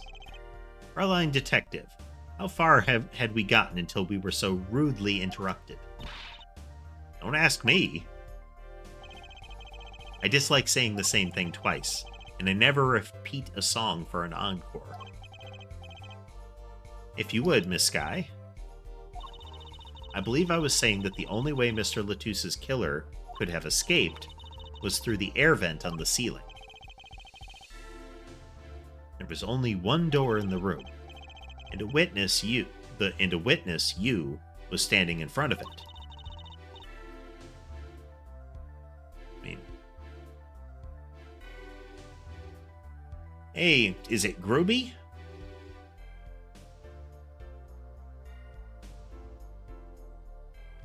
Yes. A few years ago now. We went from just the cat cam to eventually a PNG and then to VTubing. Well, full VTubing. In a fashion as people would recognize it.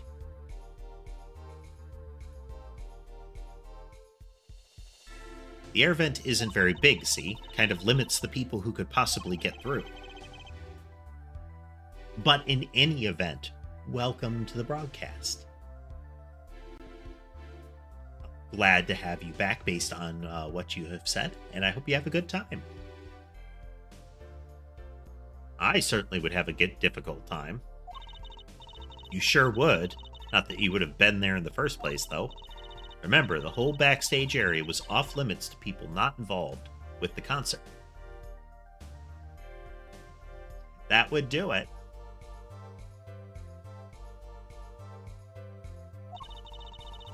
The only one who meets the conditions for our killer is the defendant. A virtuoso performance. I couldn't have put it better myself. She does state a clear case, though reading the report, something caught my eye. Yeah, what's that? The circumstances of the defendant's arrest. The circumstances? That's right, Apollo. Remember when we found Maki? That was bizarre.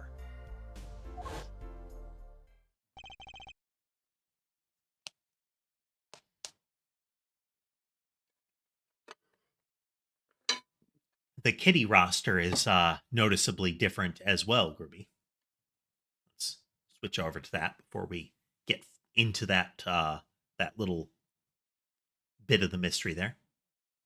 Let's see. We can see 4 of them clearly. I don't see Sherbet hiding anywhere. Actually, no, I don't see Mason. Sherbet is on the bed with Sammy. And we have Sky in the tree. We have Ember napping across from my keyboard. And then Sherbet and Sammy on the bed.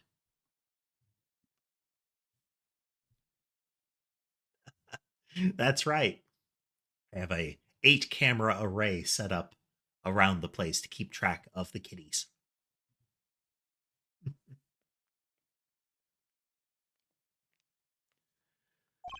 She's right. Why did Mr. Latusse's body disappear from the room and end up on top of that stage tower with a guitar in his hands?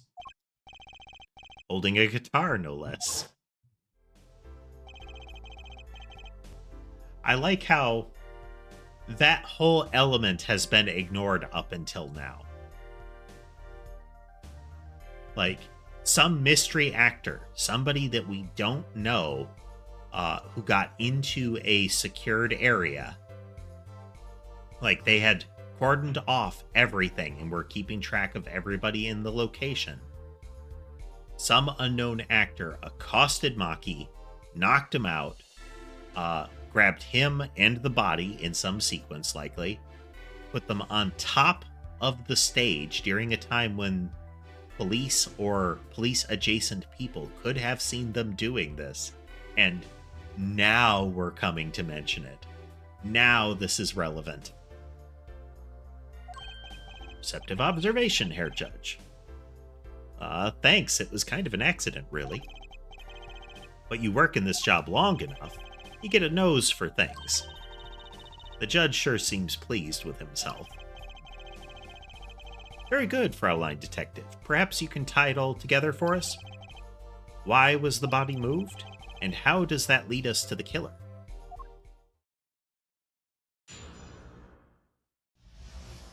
Wildly relevant testimony.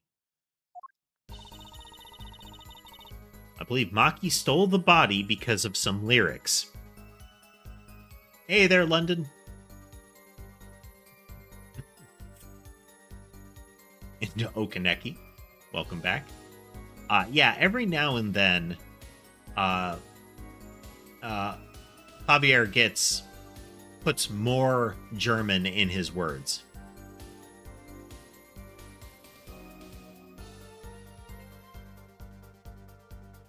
We're having this is a critical moment music going on here.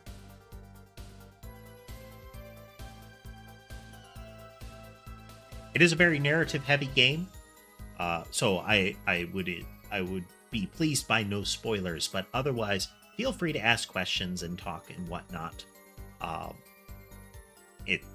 It's me reading, so I have plenty of time to read chat. Assuming it doesn't go bonkers over there.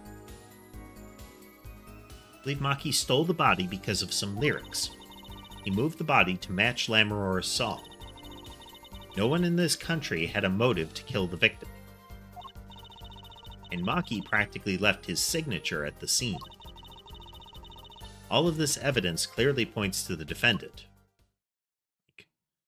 They presented that they had no concrete evidence at the beginning, just speculation that, well, they had to come in through the vent, and because the vent exit is in a room that nobody was allowed into, then clearly only the defendant was small enough, so only the defendant could have killed him. But now they apparently have other evidence. Lammeror's song? Yes, the guitar's serenade. You notice it's code, too, did you not? It's code. All the events that day followed the lyrics to our song. That's right, so his keys to his guitar and motorcycle were stolen.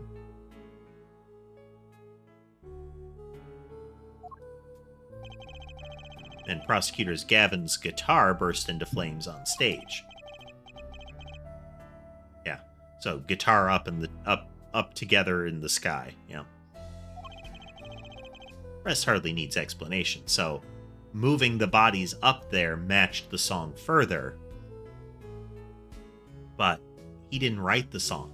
Gavin and Lammeror did. Rest hardly needs explanation. There will be no singing. And I prefer to avoid reciting his really terrible poetry. It's mad. It's like a story out of some fairy tale.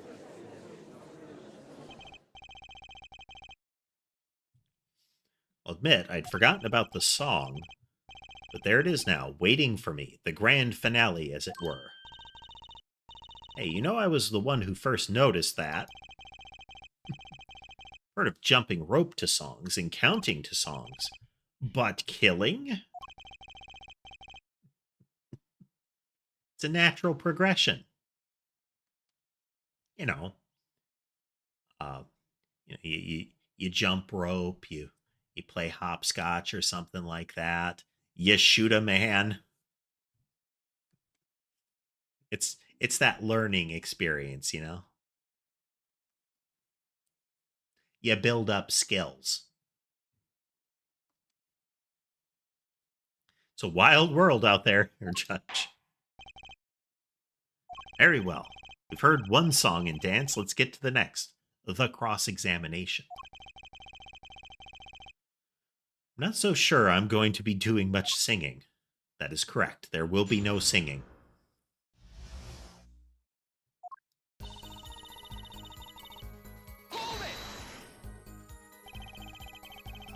How did he steal the body? Who would steal a body just to match some lyrics? I didn't believe it myself, but it can't just be a coincidence. It is as Fraulein Detective says. Let us begin with the first verse. If you would. What, you want me to sing it? You are the witness, yeah? Or did you want me to sing? I warn you, my fee as vocalist is not trivial. Fine, fine. Said there will be no singing. Hey there, Syntax.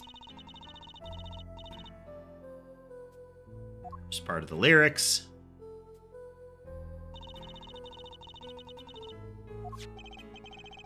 My favorite heart-shaped keyring was stolen that morning. Welcome to the broadcast. Joining us in the midst of the murder trial of Maki Tobai or something like that.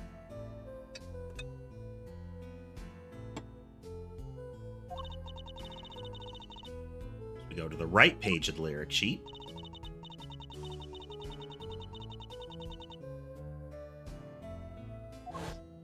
Prosecutor Gavin's guitar lighting on fire. With quite a bit of smoke.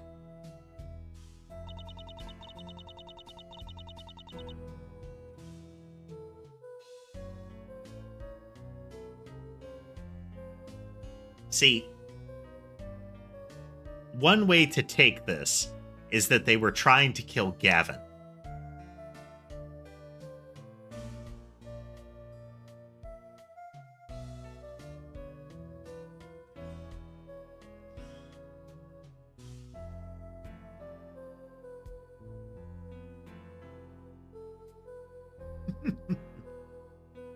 I mean, you go back far enough, Okaneki, and people getting in the way of carriages and motor cars was generally considered their fault.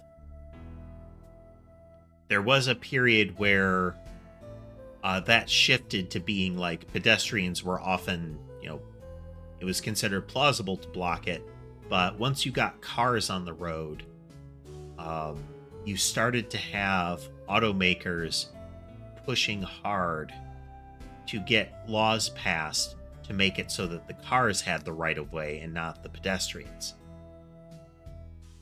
in a lot of places. That's why jaywalking is set up. They even made the name include a term that was derogatory at the time.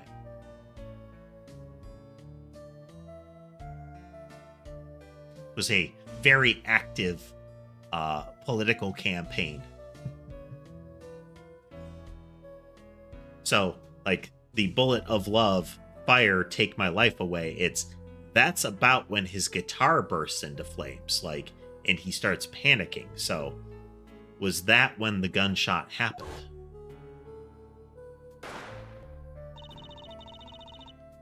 Yeah, Mr. Latusse's life was taken by a bullet.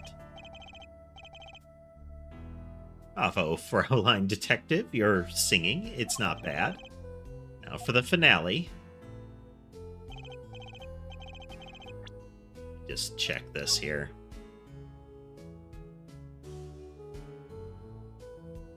Yeah, so we're skipping the through the air I fly.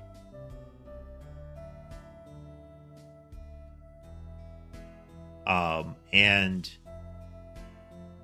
we're forcing the idea of the gunshot being simultaneous to the fire. Hey there, Ethan. Welcome. Like, is that actually the order of the song, or is it top to bottom, left to right, as opposed to left to right? Because it really seems like it's set up in columns, not in rows. It says in the lyrics, Mr. Latousse was found with a guitar high in the sky over the stage. No series of coincidences could be so well conceived. He's right, scientifically speaking.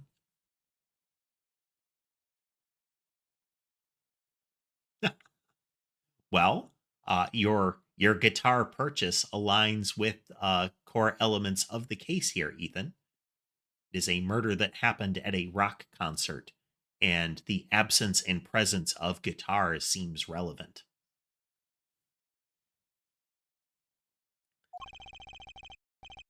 What would Waki have said? That concert was whack? I am entirely pleased that we are done with Waki. It's hard to argue when she pours her heart into it like that. Anyway, the shooter moved the body to match the song. Does the prosecution have any idea why he'd do all this? Want my scientific opinion? No clue. But he clearly had a reason to go through all that trouble. Some deep reason. I mean, it seems incredibly implausible that the child would be able to move that carcass and get it up on the platform, all without being seen again. I mean, maybe that's why he's unconscious. He collapsed from exhaustion after pulling off that giant corpse drag sprint.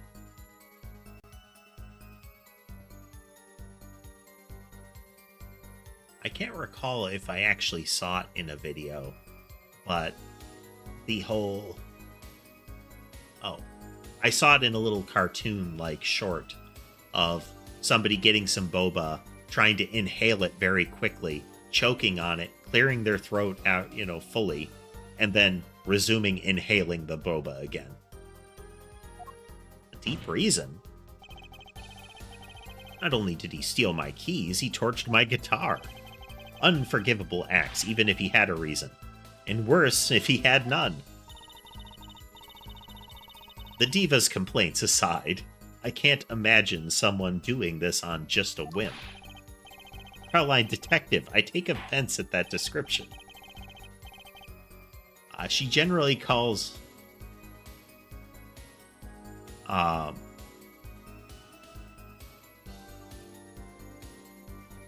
generally, she calls him a glimmerous fop. They've tried to correct her and say, don't you mean glamorous? And she says, no, and it's effectively, no, he's all glimmery, like sparkly. It does seem too well rehearsed, shall we say. Yes, this crime was planned, for sure.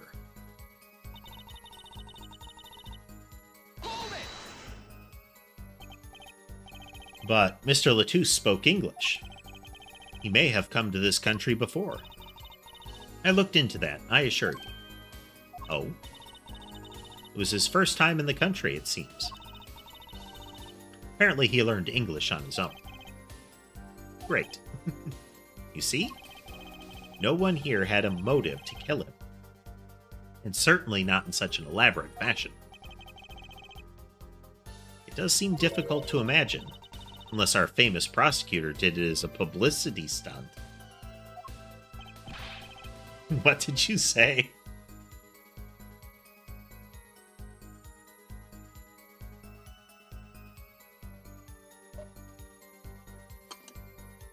Is that a risk that is higher than the average for the population? A risk of a bass guitarist being killed in some fashion?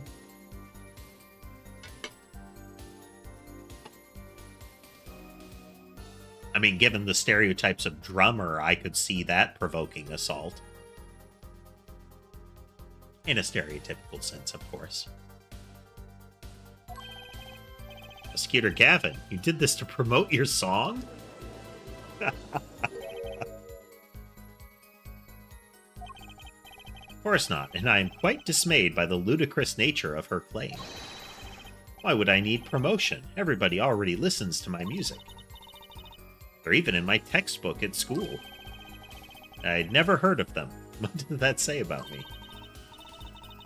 I was kidding. Don't get all worked up, Glimmer Boy.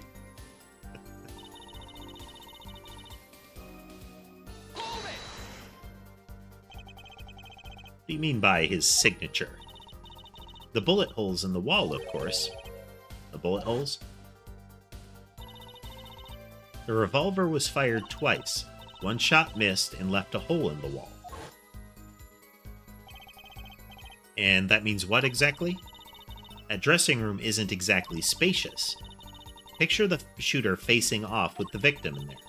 They can't have been more than 5 feet apart.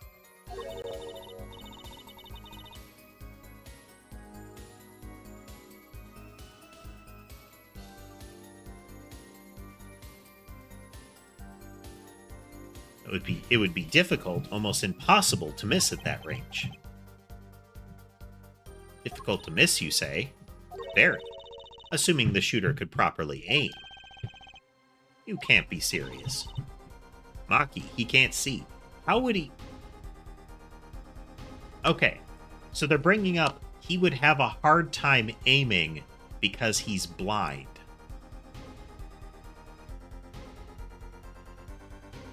I mean, setting aside your Daredevil style, you know, my senses are enhanced, so I'm a sharpshooter now, kind of mechanic. That's your excuse for the missed shot at close range? Like, that's the excuse?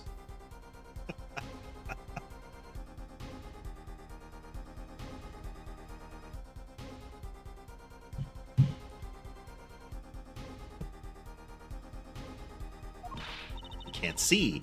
That's why he missed? As opposed to has never fired a .45 revolver before and maybe the kick made him miss. Or has fired it before and it's still a big gun. It's the only explanation that makes sense.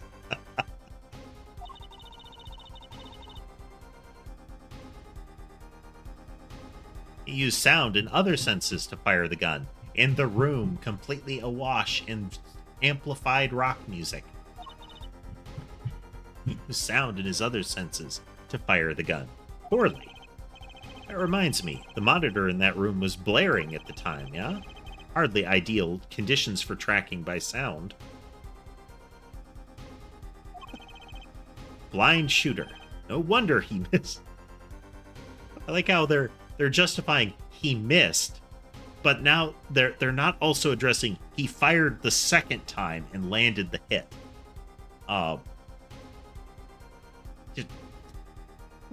Ace Attorney, man. Ace Attorney.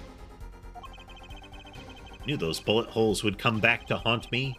Think, Justice, what do I do now?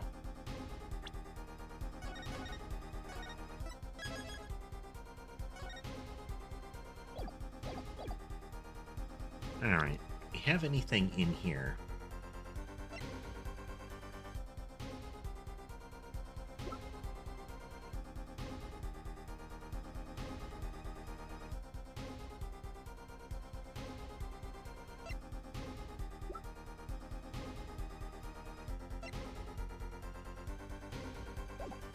Well, let's try sit back and watch. I don't know what I can object.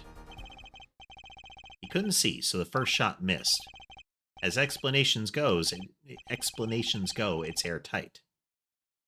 It appears the shooter did leave his signature. I'm afraid this is looking bad for our young defendant. The witness may continue her testimony.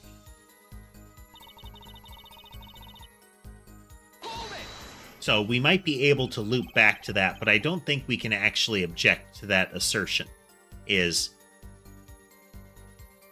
I'm sorry, we don't have the proof that is necessary to break the assertion.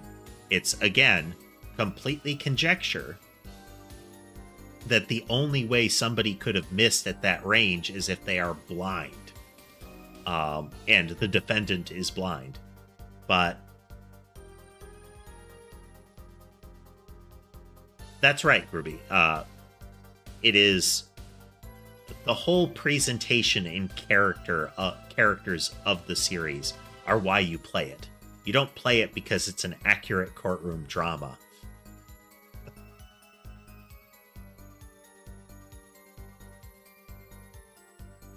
I mean, a lot of it can be worth it just to see when the witness eventually has a total mental breakdown and does something weird. Can't say that for sure. Please, none of those non-scientific objections. They're bad for my complexion. What's so scientific about a murder to lyrics? Lyrics can be explained scientifically. Never underestimate the power of science. Put that bottle of fingerprinting powder down before you hurt someone, like me. He's brandishing the fingerprinting bottle. Then explain it scientifically. I require more data. Meh. Likely story. Looks so good, does it, Apollo? No, it doesn't. What do we do? First, we don't panic. Even though Maki's case is leaking water by the gallon, Gavin's on a roll, and it's up to me to stop him.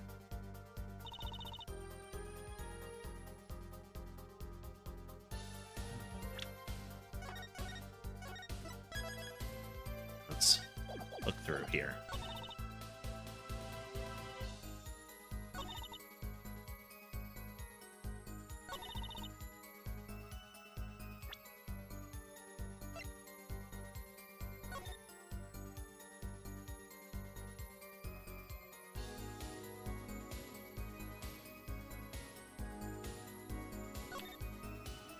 See, this is where I think there's the problem, is I really think it's top to bottom. And if you do that, then it matches more the production than anything else. That during the song, they were elevated up on the platform, and it ended with the guitar and the singer at the same time.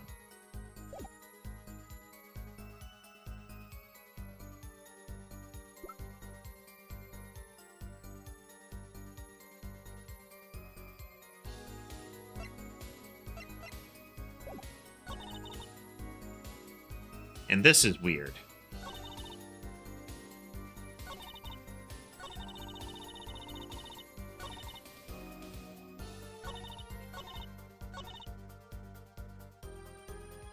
We're going to try presenting the song here. Objection!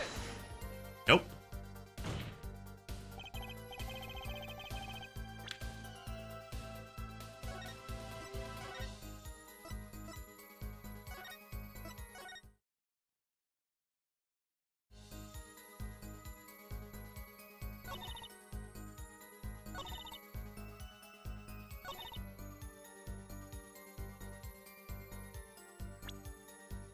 Where we tried to present it.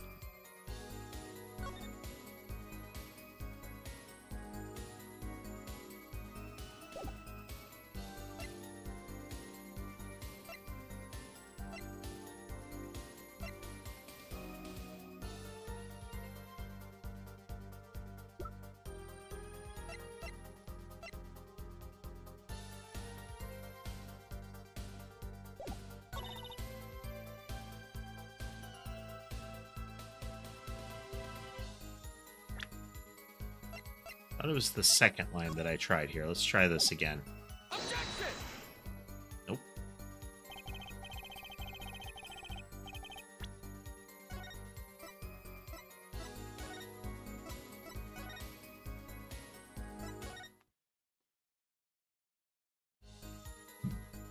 So this feels like one of those moments where they want us to do some other stuff first. I still feel like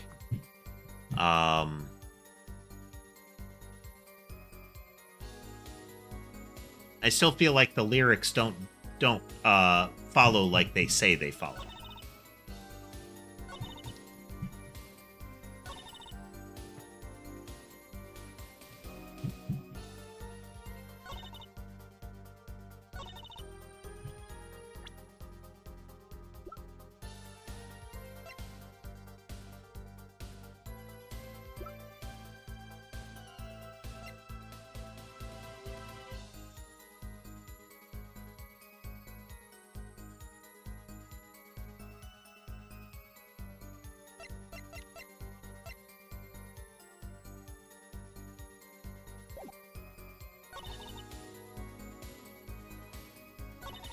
I don't like how we can't assert.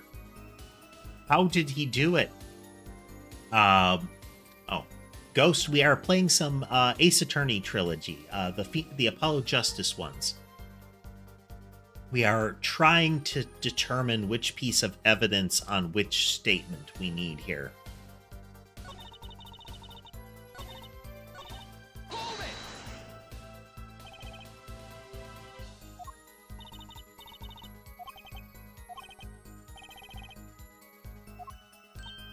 All right, we're skipping through.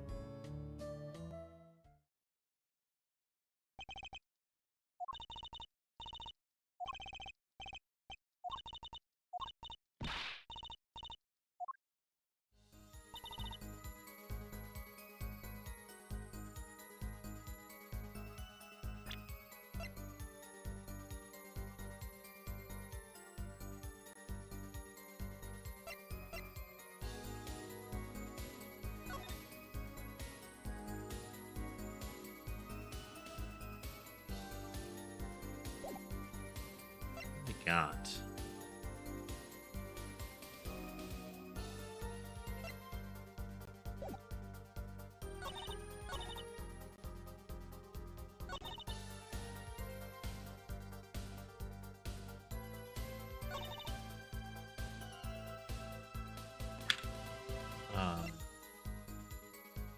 So the revolver was left at the scene. Objection! No.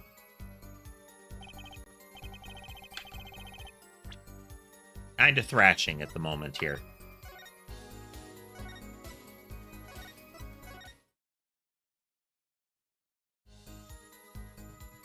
So I don't know what they're getting at with the weakness here, aside from the glaring holes in what they have said, you know?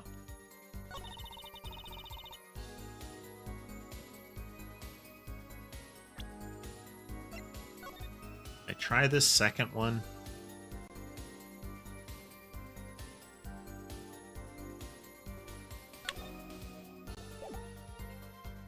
Let's try it here just to be sure. Yeah.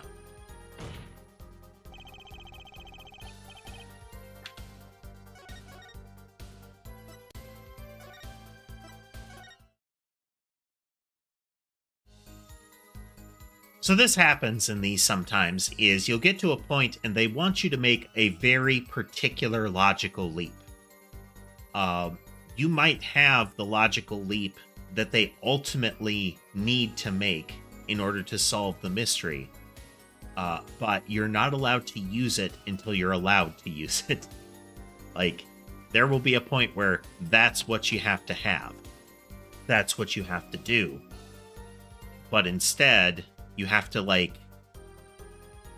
You have to make terribly bad leaps for a little bit sometimes.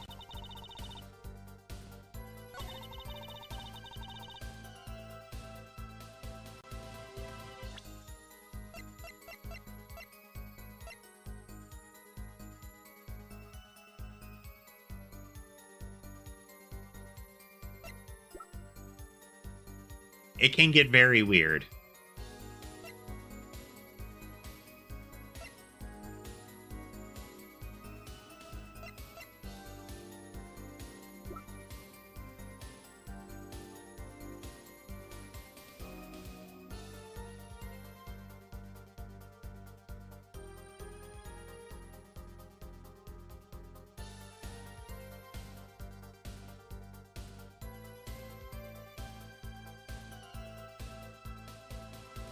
Yes. At least once we've had to look up what they want you to do. Because I never like it when we reach a stage where I'm just like banging evidence against statements and finding which one works. So I don't think his autopsy matters.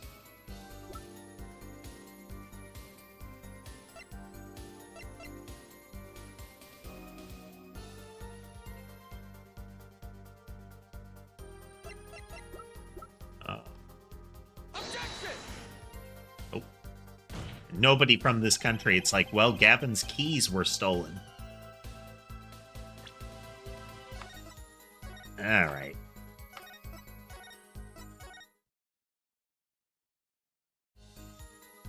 One moment. Look at some cats.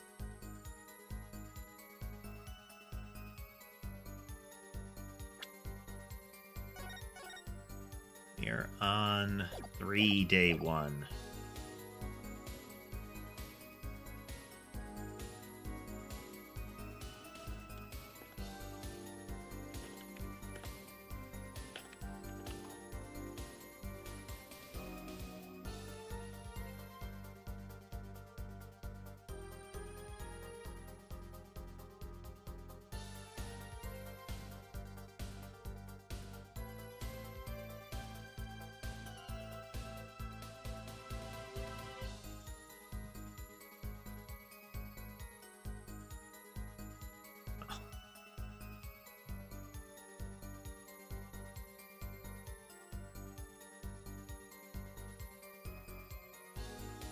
Okay, this is...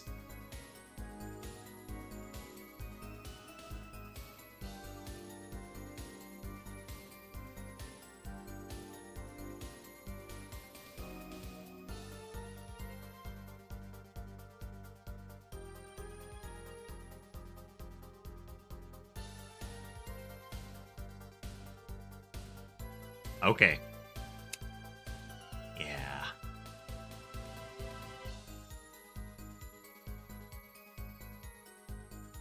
Not terribly satisfying, this. Okay.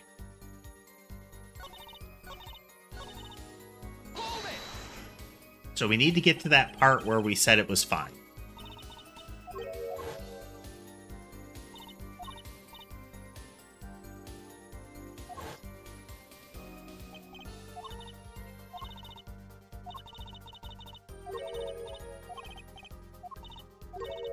So, Maki was blind. It's difficult that he could have missed. Fired twice. You know, second shot hit, first one missed. And because he was blind, he would try to shoot by sound, and the room was loud, so he had trouble aiming.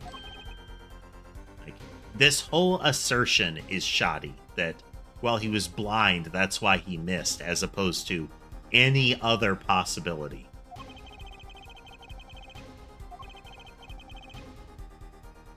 So, we have to raise an objection here. Normally, what you would do is, after going through the conversation, you can present evidence when reviewing it. But unless you press and get to this point, you can't object to the statement. There are bullet holes left in the wall, but that doesn't prove the shooter couldn't see. How so? There could have been a struggle with the victim. Certainly possible the room is trashed. And it might have been the revolver's fault. See, we tried to present the revolver there. This is him presenting the revolver. The revolver? The revolver was a very large caliber, correct? If the shooter wasn't used to firing such a large weapon...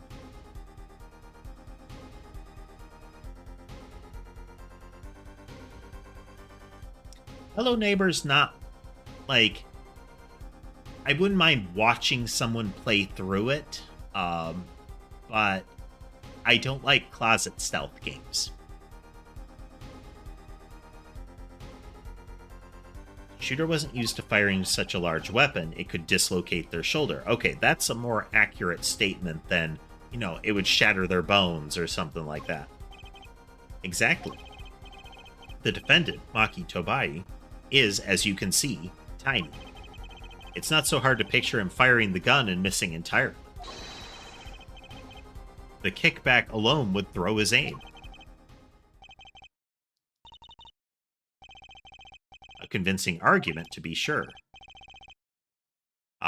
So they're about to say, yeah, but that doesn't change the fact that it could have been Maki. Apollo? What? That bit about Maki being tiny and the gun throwing off his aim. Aren't you kind of, admitting that he did it? Oh. Does not matter why he missed. What matters is that the shooter was, without a doubt, the defendant. Because I say so. Even the defense seems to agree on that point.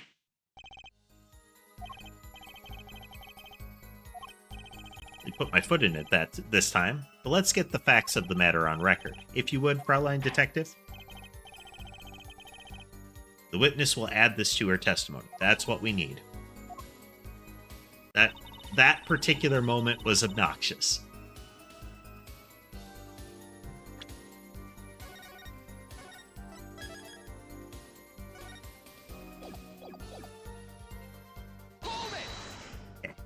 State of the crime scene, I conclude that the shooter was blind. Can't say he was blind just because of those bullet holes in the wall. I think I've proven that. Wouldn't call it proof, per se, huh? You've merely raised a possibility like she did. Oh, yeah. But I do play a variety of things now and again, Ethan. The game development project is chewing a lot of time. It's enjoyable though, and we try to get through these. But the Ace Attorney games can take a while to get through. So usually by the end of one, we've got something else queued up. Fraulein Detective has made a most logical conjecture based upon the evidence. Of course, there is more evidence than just bullet holes. The defendant was the only one who could have escaped through the air vent. But wait, if he was blind, how would he know about the air vent in the first place? A very good point. Well, Fraulein Detective, would you care to explain? Certainly seems sure of himself. Recall the crime scene, if you would. There's a stepladder below the air vent. As it happens, maintenance was scheduled for that day. Custodial staff went around checking all the air vents. I don't believe it. Everyone backstage was told about the maintenance, including Maki. He would have known that there would be a way out at the top of that stepladder. But why is this the first time I'm hearing about this? You could have figured it out for yourself. You only needed to consider what that stepladder was doing there. It's like the defense's objection has been squished by a stepladder. Well, hair forehead? Out of ammunition, perhaps? Never seen Prosecutor Gavin so aggressive. Maybe he's caught the scent of blood. Hello, Ember. Ember has come to join me. Do you have something? Anything? You know what we need. We need something to prove the killer could see. That'll put him in his place. Proving the shooter was sighted would do it. It would take down one of their central points. Do I have any evidence that can prove that, though? This feels like a do you want to continue the game statement, so I'm going to say we can present evidence. Accept the prosecution's challenge. As I knew you would, hair forehead. Exactly am I up against here? The prosecution is saying the shooter missed because he couldn't see. Therefore, Maki, who's blind, did it. Defense will please present its evidence. Evidence that overturns the prosecution's claim that the shooter couldn't see.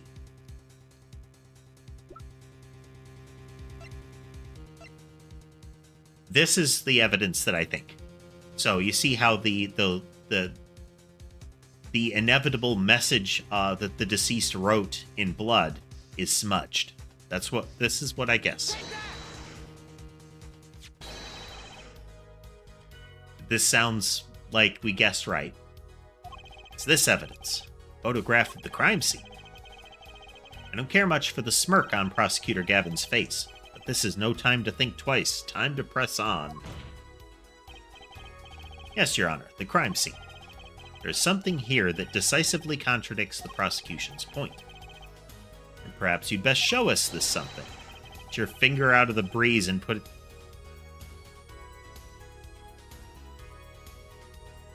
Is that a reference to the thing where, you wet your finger and put it up to determine, like, wind direction? I don't get it. Gavel. Show us what you're talking about, Mr. Justice.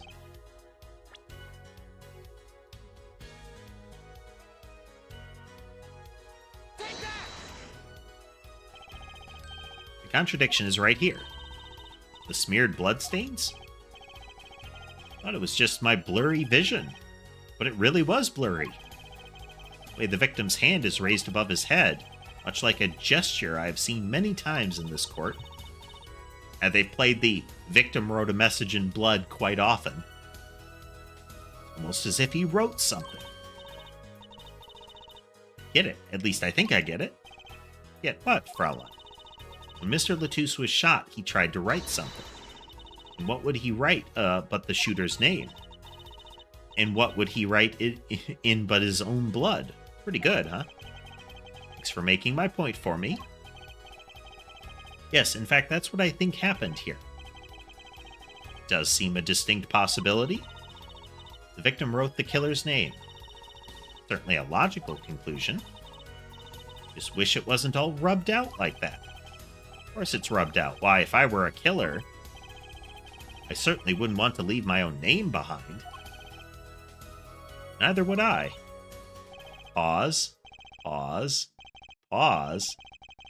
No one has anything else to say? About what? So the prosecution accepts this. You agree that it was the victim making an attempt to record the name of the killer, and that the killer tried to rub the name out. What's your point? What's my point? Let me ask you this. How did the killer know the victim was writing their name? Well, Mr. Latouche was writing something in blood once the killer saw what it was. Wait. He saw what it was. The entire room, aside from the defense, very slowly catching on. But what did you just testify about the shooter? Like a early elementary teacher trying to prompt a student into the right answer. Go on, use your words.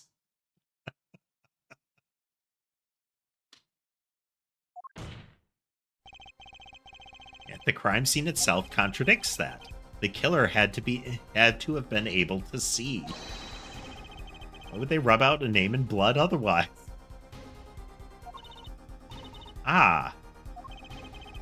May I remind the court that the defendant, Maki Tobai, is blind. He couldn't have been the shooter. Impossible.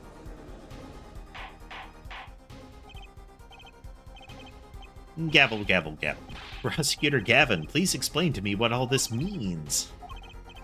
I mean, looking at this photo, it seems quite clear that the shooter could see. Yet up until now, it seems I owe the court an apology. The Gaviniers are a band with law enforcement ties, yet a murder occurred during our concert. Apparently, this caused some confusion over jurisdiction. As a result, some reports were not filed in an entirely timely manner. I'm not sure I like the vibe I'm getting here. Apollo, look at him. Why is Prosecutor Gavin all relaxed and smiling like this? This is the, what is often used in a meme is, did you not get the updated autopsy report thing? Where they let you go on and on how the autopsy report wildly contradicts the statements of a witness, and then the prosecution is like, oh, but didn't you know we have a new autopsy report that confirms what the witness says. Yeah, we knew this all along, but we let this go on for a while.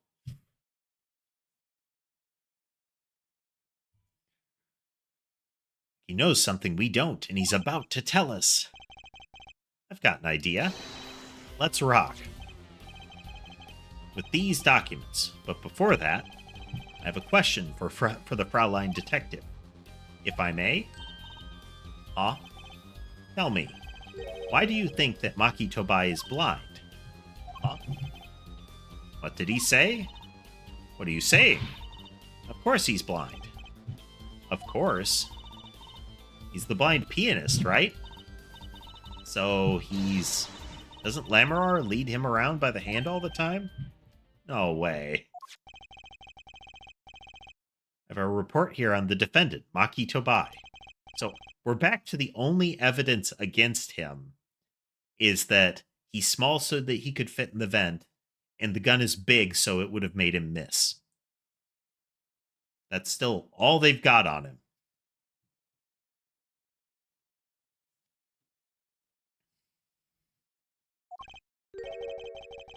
According to this, Maki Tobai can see perfectly well. What? His blindness was merely a publicity ploy by those clever Borginians. He can see quite well. What you said? What did I say exactly? Herr Forehead, not once in the course of this trial have I claimed the defendant was blind. The only one who did was Fraulein Detective. But that's a significant fact, yes.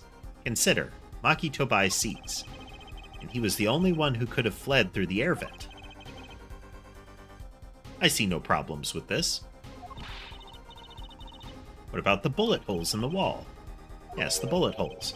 I believe Herr Forehead neatly explained those for us.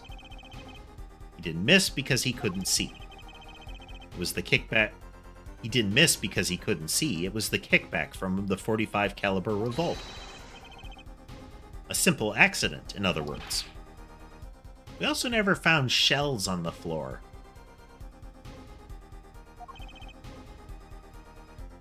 How's that? I'm afraid your objection has just flown off for brighter skies. This is where the real fun begins, Herr Forehead. Apollo's I am really shocked animation is somewhat better, even better than Phoenix's. I knew you didn't have what it took. You jerk. What was I in here for, comic relief? Yeah, apologize. That's the other is, they don't have to present any evidence to the defense. Like, there is no accounting for evidence that anybody will supply. It is all filed at the time of the trial when they want to bring it up. So it is perfectly allowed for the prosecution to conceal evidence entirely. Like, they could have something and not present it.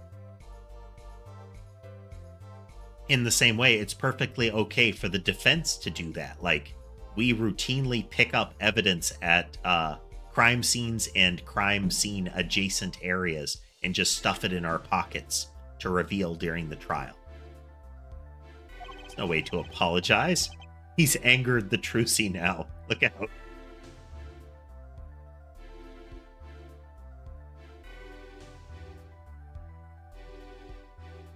Well, thanks, Ruby. A generally chill atmosphere is what we usually go for.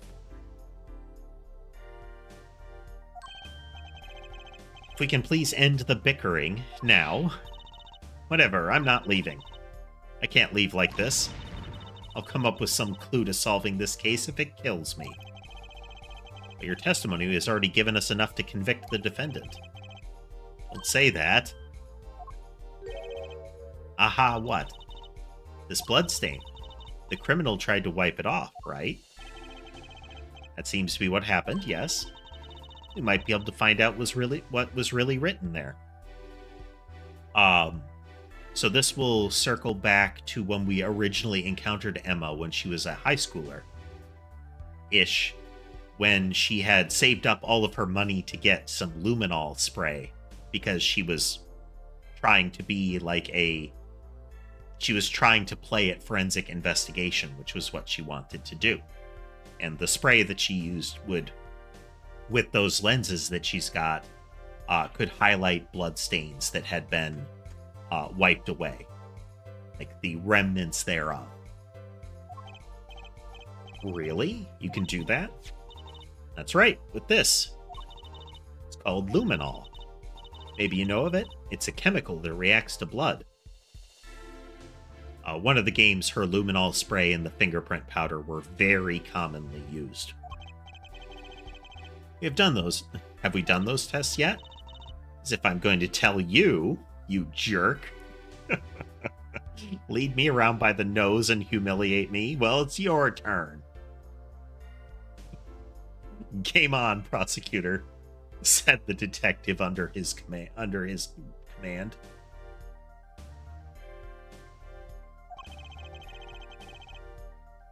The bloodstains covered a section of the carpet. In order to perform blood tests, that section was removed and submitted. Perhaps we should request it here in court now. Go for it, Apollo. Huh? I have to do the test? Just have to spray the luminol on it. Chemical that reacts to blood. I've heard of this somewhere. Believe an analysis is called for. Have at it. Ready? It's easy as pie. Just press space to spray the area.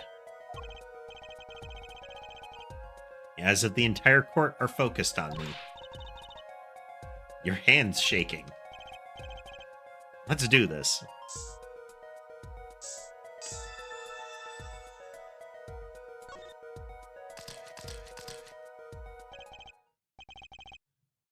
Like IPYX314206.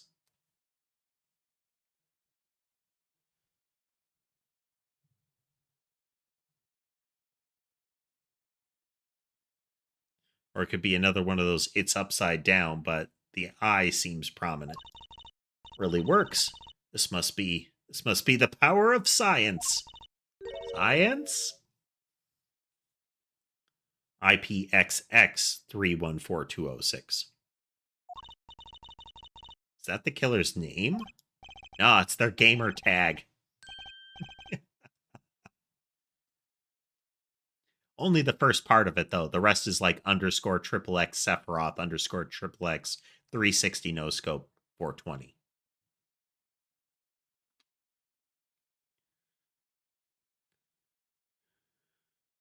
I have it. So what is it? I thought those letters IPXX looked familiar. This is an Interpol ID number. Interpol? You mean the International Police Agency? Yes, most are undercover agents working to solve international crimes. Why would he write that number? Why would Mr. Latouche even know a number like that? Good show, Fraulein Detective. Rock on. Huh? Your Honor, we can verify this number immediately. Daryan, are you there? Come up to the witness stand. Is he going to be in his kigurumi? Is he going to be in his jammies with his incredibly phallic hair? He is. Isn't that wonderful?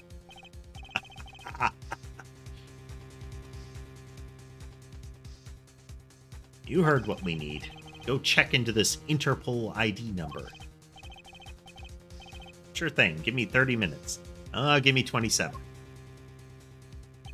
You can't really appreciate his haircut from face on. He needs to be in profile. Not sure what to think of all this. The prosecution's case is airtight, or so it seems. And if this number is really that of an Interpol agent... Oh wait, I know. What if Maki Tobai is really an undercover Interpol agent? That would be a possibility. Possibility, yes. And one that would mark him as the killer for certain. What? Why did Latus know an Interpol ID number? That's what I want to know. Well, we have some time while we await Darian's report. Let's work on unraveling another mystery, shall we? A curious mystery concerning Maki Tobai. What are you talking about? Fraulein Detective, please accept my apologies. I received word the defendant could, in fact, see just before the trial began. You could have still interrupted as soon as his sightedness became relevant, you jerk. It seemed too much of a bother to tell you while you were basing your testimony entirely on him being blind. You had me until that last bit. Does this not raise a rather straightforward question? Well, sure. Why did Maki pretend he couldn't see? You guys established that. It makes little sense, except that just like they make it so that Lammeror can't speak the language and needs an interpreter to make her seem more exotic, him being a blind pianist makes him seem more exotic.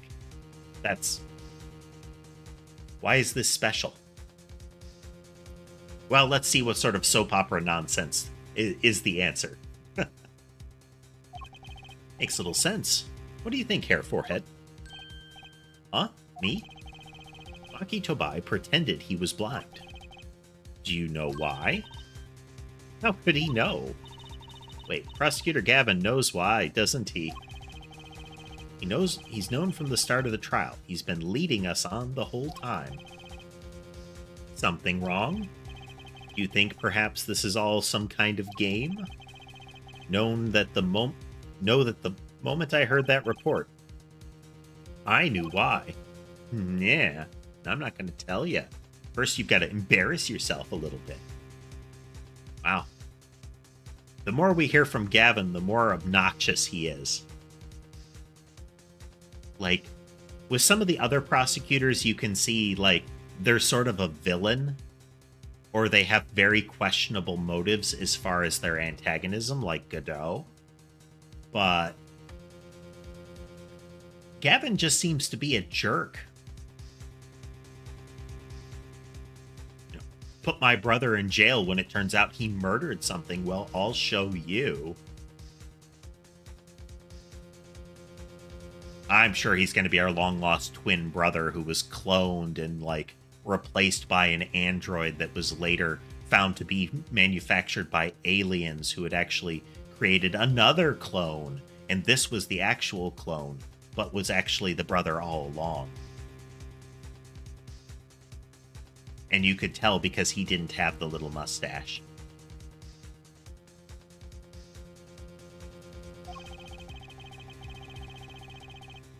I suppose people who have sold over 1 million records really are something else. Does that have to do with anything? There's a reason why Maki Tobai pretended to be blind, but it wasn't for his own sake. Getting the picture now? Wasn't for himself? Well, Mr. Justice, can you present evidence that shows us why the defendant had to feign blindness? Why are we doing it?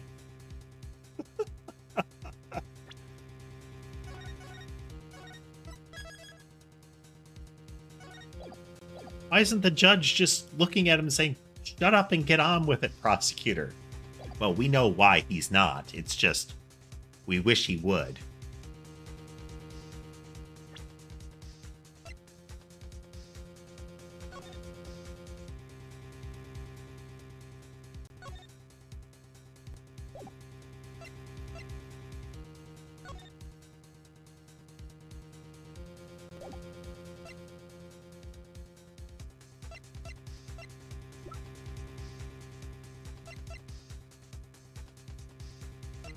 I don't think it's any of those. Let's pretend right here that it's the postcard. No reason to pretend he couldn't see, which means no, it couldn't be. Show hair forehead, it seems you've thought of something. And I figure these things out on my own. I haven't need to take my cues from this guy.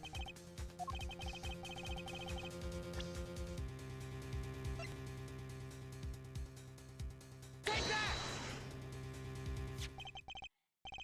Is Lamorar? Lamorar and Maki Tobai. Recall their relationship. In particular, their unique arrangement over the years before visiting our country.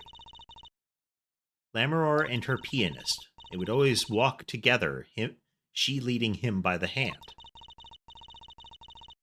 It had better not be the pairing of the two of them, because I thought they already established that gimmick. But maybe I'm just misremembering. When they got on stage, she would lead him to the piano. She would walk all the way over there with him. That's right, because he was blind. She led him at all times, never letting him go. At all times. Yet we have just learned something that makes their arrangement peculiar indeed. Maki could see. Why did they have to keep up this act the whole time? Wasn't it part of their performance? I think there's a simpler explanation. Maki did not need to be led by the hand at all. That can only mean one thing. Really? It was all the other way around. The one who needed to be led by hand was Lamorar. Well, I mean, I said soap opera nonsense, so let's roll. What's this? So you mean to say that Lamorar is... she's... Yes, Your Honor. Lamorar is blind.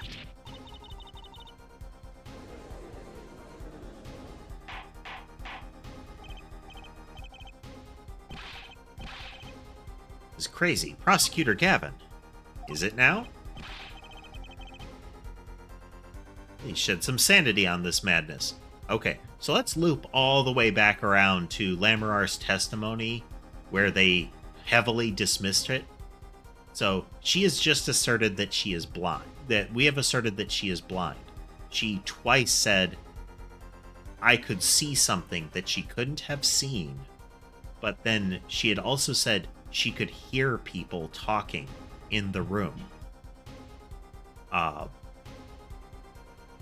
Which to me sounds like, okay, if she couldn't have seen it and she knew he was shot and she could hear people in the room, then wouldn't it be that she could hear his voice when she shot him? And that all she would need to do is hide somewhere in the trashed room when a couple of people busted in, because we know that the door opened and closed before Emma Skye ran in. So, unless she is lying when she said she didn't see anybody, there was still time for somebody to flee. But again, we have a lot of soap opera nonsense to get through, so let's keep going. Shed some sanity on this madness. The defense has made an outrageous claim. The only thing outrageous I see about the defense is his vast forehead. It keeps getting bigger. It's like Invader Zim mocking Dib's head size. Oh, now it's gigantic. And I see it is not vast in vain this time. He's quite correct. But that makes no sense. Yeah, wasn't she supposed to be the landscape painter in sound or something? Well, since we have her here, why not ask Lamorar herself? I believe she's still in the waiting room, the witness waiting room. What does this mean for our case? Don't ask me. I had no idea she couldn't see. I hadn't even imagined it until now. Bailiff, bring in Lamorar. Kind of mutter her name because it's that last series of letters is kind of brutal. Lamorar, it pains me deeply to call you before us again in this way. And yet I must. Please do not be concerned on my behalf. Those eyes, she really can't see? Really? It is true. How funny it is that a tiny lie born in the Borginian countryside would one day grow to entangle the entire world. That's a claim. So you are... Yes, as I mentioned before, I have no memory of the time before I became Lamorar. Know, too, that my memories begin in darkness. The word light has no meaning for Lamorar. I see. You may recall me saying something toward the beginning of this trial, Hair Forehead. Was that? If I said it was unfortunate this crime had no direct witnesses. Ah. Now, Lamorar, I must ask you to stand once more. So one way that we can mark this is that she keeps saying like, "Oh, I couldn't see the body. I wasn't there." And then she started asserting that she did see something, but that it wasn't Maki, and that's still kind of spotty. Because if he knew that she could see, but let that testimony go without intervening. No, he said, no, he should have had it by then. Because he said he didn't get the information until she started testifying, until Emma started testifying. So he should have known she was blind while she was talking about seeing things. And could have just declared that. And that would have made her, like, that could have said, you're an unreliable witness because you say you saw it, but you couldn't have. That's absurd. We can't trust you. As opposed to kind of hand waving it and saying like, well, you know, witnesses lie in here all the time, but man, that we can only let you have one failure before you're out. So you testified to the court about your eyes. Do we actually care about her eyes? Let's find out. Of course, it was never my intent to deceive any of you. But I totally did. Actively deceive all of you. Willfully. Which implies that she meant it. Saw a little pop-up there. What's going on?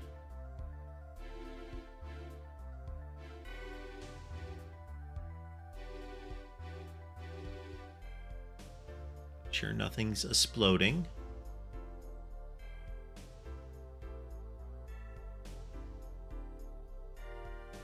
Okay, everything seems fine. Saw a weird screen flicker. Yes, of course. Though I admit, I'm a little lost here. I think we're all a bit lost here, Your Honor.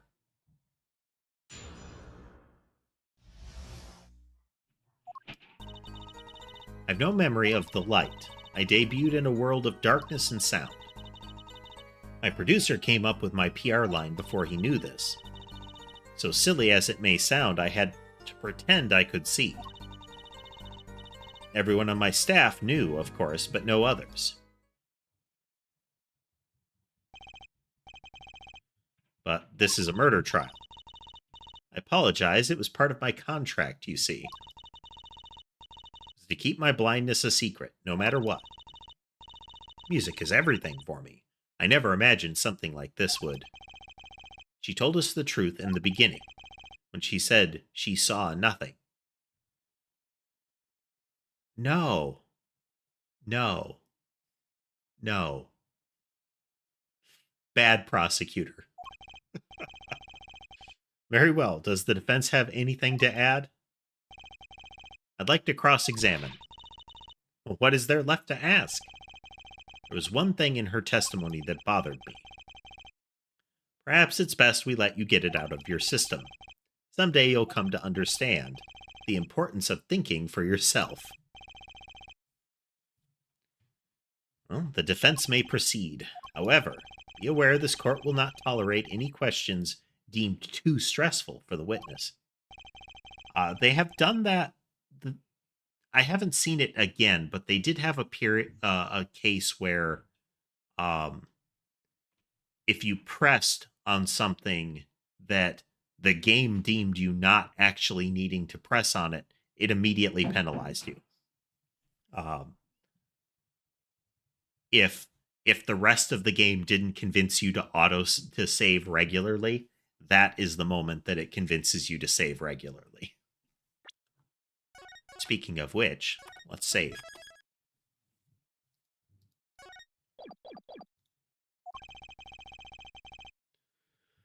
So let me ask about that, and I'll be happy.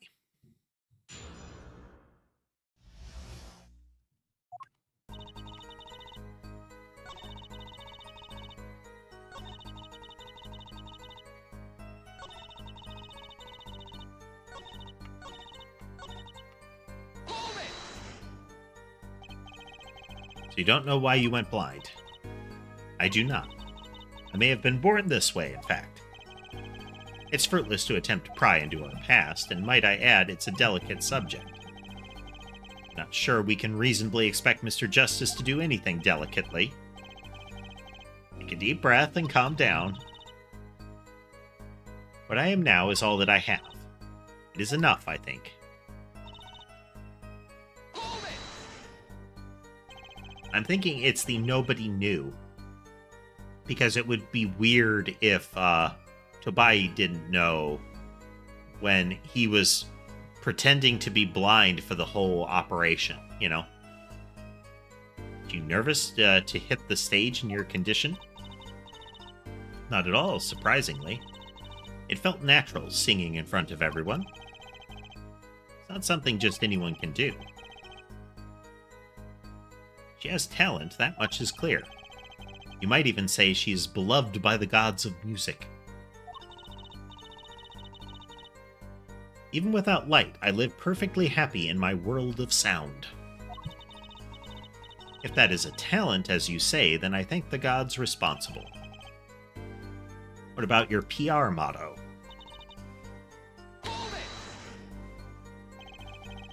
Perhaps your music reminded him of the Borginian scenery? No, it was quite the opposite. The opposite? According to my producer, my music has a certain global quality. Global? Multicultural, if you will. Hard to pin to one region. When people listen to it, they picture the country closest to their hearts. Which is why my music has reached so many. What a lovely story. Sounds like this producer might have known what he was doing after all. My songs are nothing more than a white canvas. To me, the real landscape painters are the listeners. I think of that, I do not mind how I am represented to the world so much. Yet one thing quickly led to another.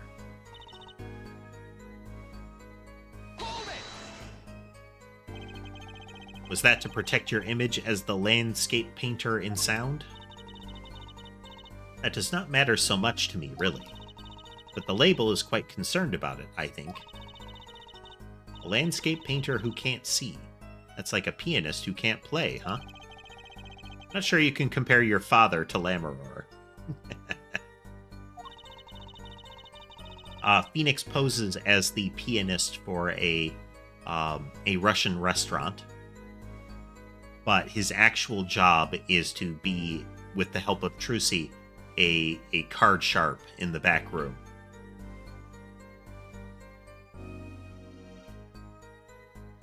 Is it actually shark? I think it's shark. I don't know where I'm getting sharp. I'd swear I've heard card sharp before, though. Anywho.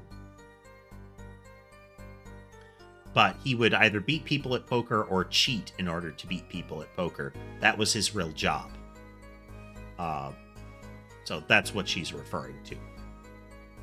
The world of commercial music is filled with these little white lies. Nothing is sacred when it comes to publicity. Everyone on my staff knew, of course, but no others. When you say your staff, do you include Mr. Latouche? Of course, he was my manager. So he knew, and that's what's been bugging me. Something the matter, Mr. Justice? I believe I know what is bothering our young defense attorney. You are thinking of when you discovered the body, yes? Is he right, Apollo? Okay, when the guy said the witness and then he says siren. Oh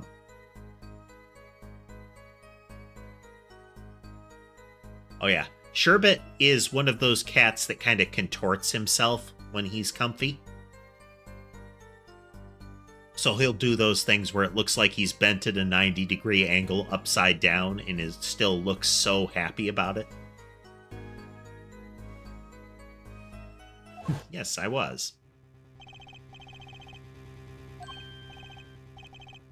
I think this is like the fourth time it's at least the third time we've reviewed this exact scene, but I know at least once more. In addition to seeing it initially.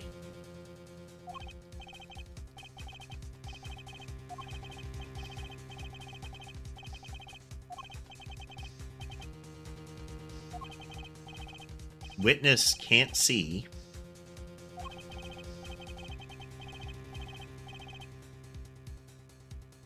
The witness is Sai Ren. But the assumption is that's a stutter, but it could be that there's some other word we're looking for. And it's that he might have said when can't see. That might have been him, or he might be asserting that she can't see. So Latouche told me to ask the witness, and he named you. Why would he do that? He knew you were blind. I don't know. What did I just say? You need to learn to think for yourself. Meaning what? There's no mystery here if you recall everything he said. Think of his last words once more. The witness, Siren. Heard that many times before, along with a little play acting by our defense. I remember them well myself, but that statement is not what I refer. I mean, what he said before that. Came before that.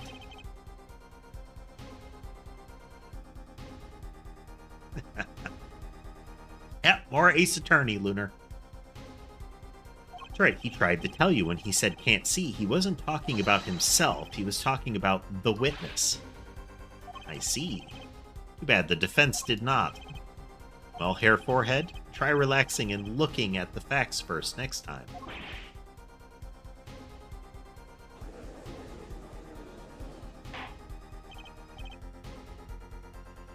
And we will now ignore that whole sequence that it led to, where she asserted that she did see something.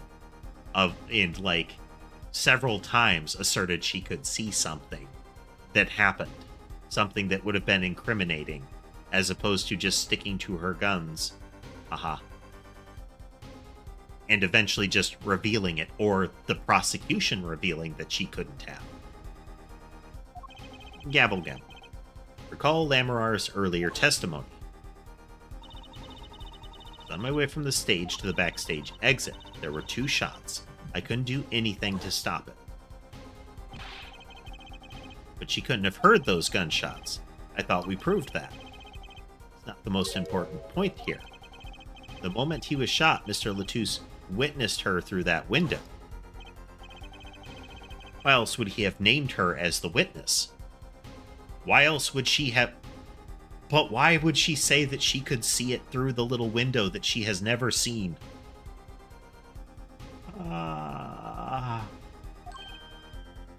Good old Ace Attorney. Let's see how this... Oh, but I really did hear them. 2 gunshots in the man's voice. Unfortunately, such a thing was impossible. The window was closed. You know, it was like 5 feet, 5 inches of tempered glass, that window. That's why it can only open a little bit. That's why you couldn't possibly have heard it, you know, through the drywall or something.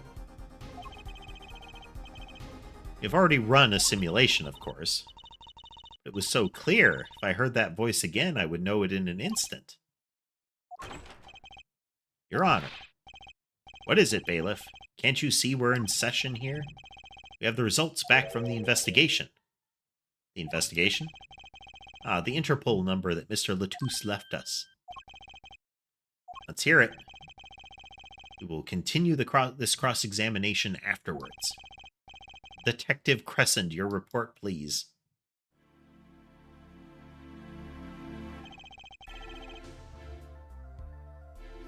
Wonder what his name is a riff on. Darian Crescent. Asked Interpol about that number. Sure you find their answer intriguing? Quick work as always, Darian. Well, tell us about the number. The defendant a secret agent? The agent registered under this number was Romain Latouche. What? Our undercover Interpol agent was Mr. Latouche himself. He was apparently in the middle of an operation. So when he wrote those letters, he was trying to tell us his own identity. And a cautious killer tried to wipe them away.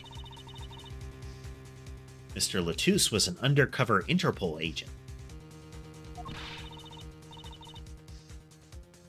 So him being Lamoureux's manager was just a cover, most likely. There's one other important detail I found. I'll out with it. It concerns that .45 caliber revolver, the murder weapon. Apparently it belonged to Romain Latouche. Oh, I finally got it. His name is a pun. It's Romain Latouche. Romaine lettuce. Haha. That took way too long. I mean, the names always are something.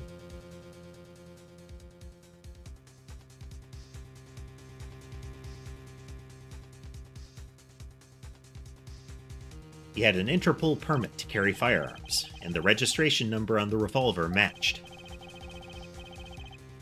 So the victim was killed with his own weapon, which makes sense. It's hard to imagine someone who wasn't an Interpol agent with such a large revolver. Isn't this game supposed to be set in the US? Like, at least outside of Japan, it is canonically like the US? Because if that's the case, it's hard to imagine someone who wasn't an Interpol agent with a large revolver. Makes no sense at all. We got kids running around with assault rifles, man.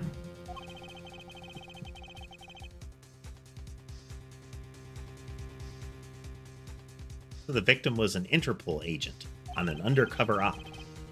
Wonder how that ties into everything. It's got to tie in somehow, you'd think. Yeah, somehow. Gavel. Thanks for looking into that, Detective Crescent.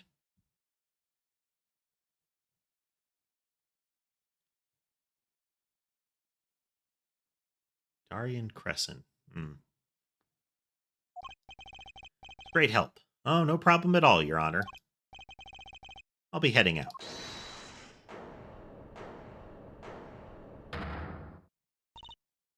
Wait.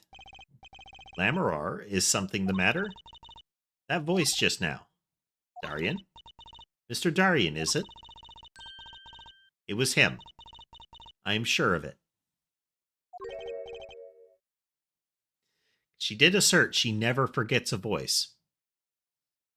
It was him? You aren't saying... That voice I heard, talking to Mr. Latouche. When I heard the gunshots fired, it was him. It was Mr. Darian. Oh. Clavier's, a shocked animation is accompanied by microphone feedback. Or at least speaker feedback on an electric guitar. Is this some kind of joke? What? No way. Okay, it's just his coat. Not, full jammies. The courtroom fell into such a chaotic state. The trial had to be suspended temporarily. Never seen that happen before. course, it's not every day that you get an accusation like that one.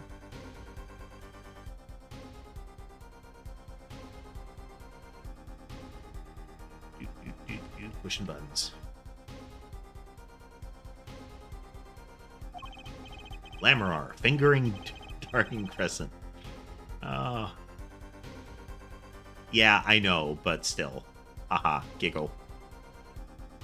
Not only is he a guitarist, he's a detective. Could it really have been his voice Lamarar heard?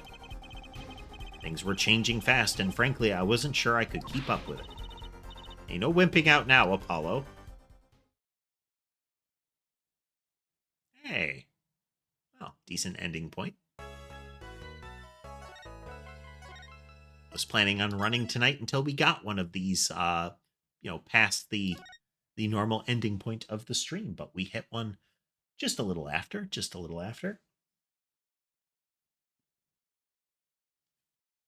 So yeah, getting back into some Apollo Justice. It's good times. I do want to finish this whole trilogy. We're not even through the first game. So I may schedule another session of this game later in the week. The rest of it's probably going to be our game development. Still having a good time with that. Still real engaged. So we'll see how that goes. I want to thank everybody for joining us tonight. I hope you all had a good time. And if you want to see more content like this, remember to like, subscribe, follow, comment, all those good things. The buttons are good. Press them. It will help the algorithm serve up more content like this, and maybe you'll see more of my streams. In the meantime, I hope you all have a good rest of your day, and I will hopefully see you next time.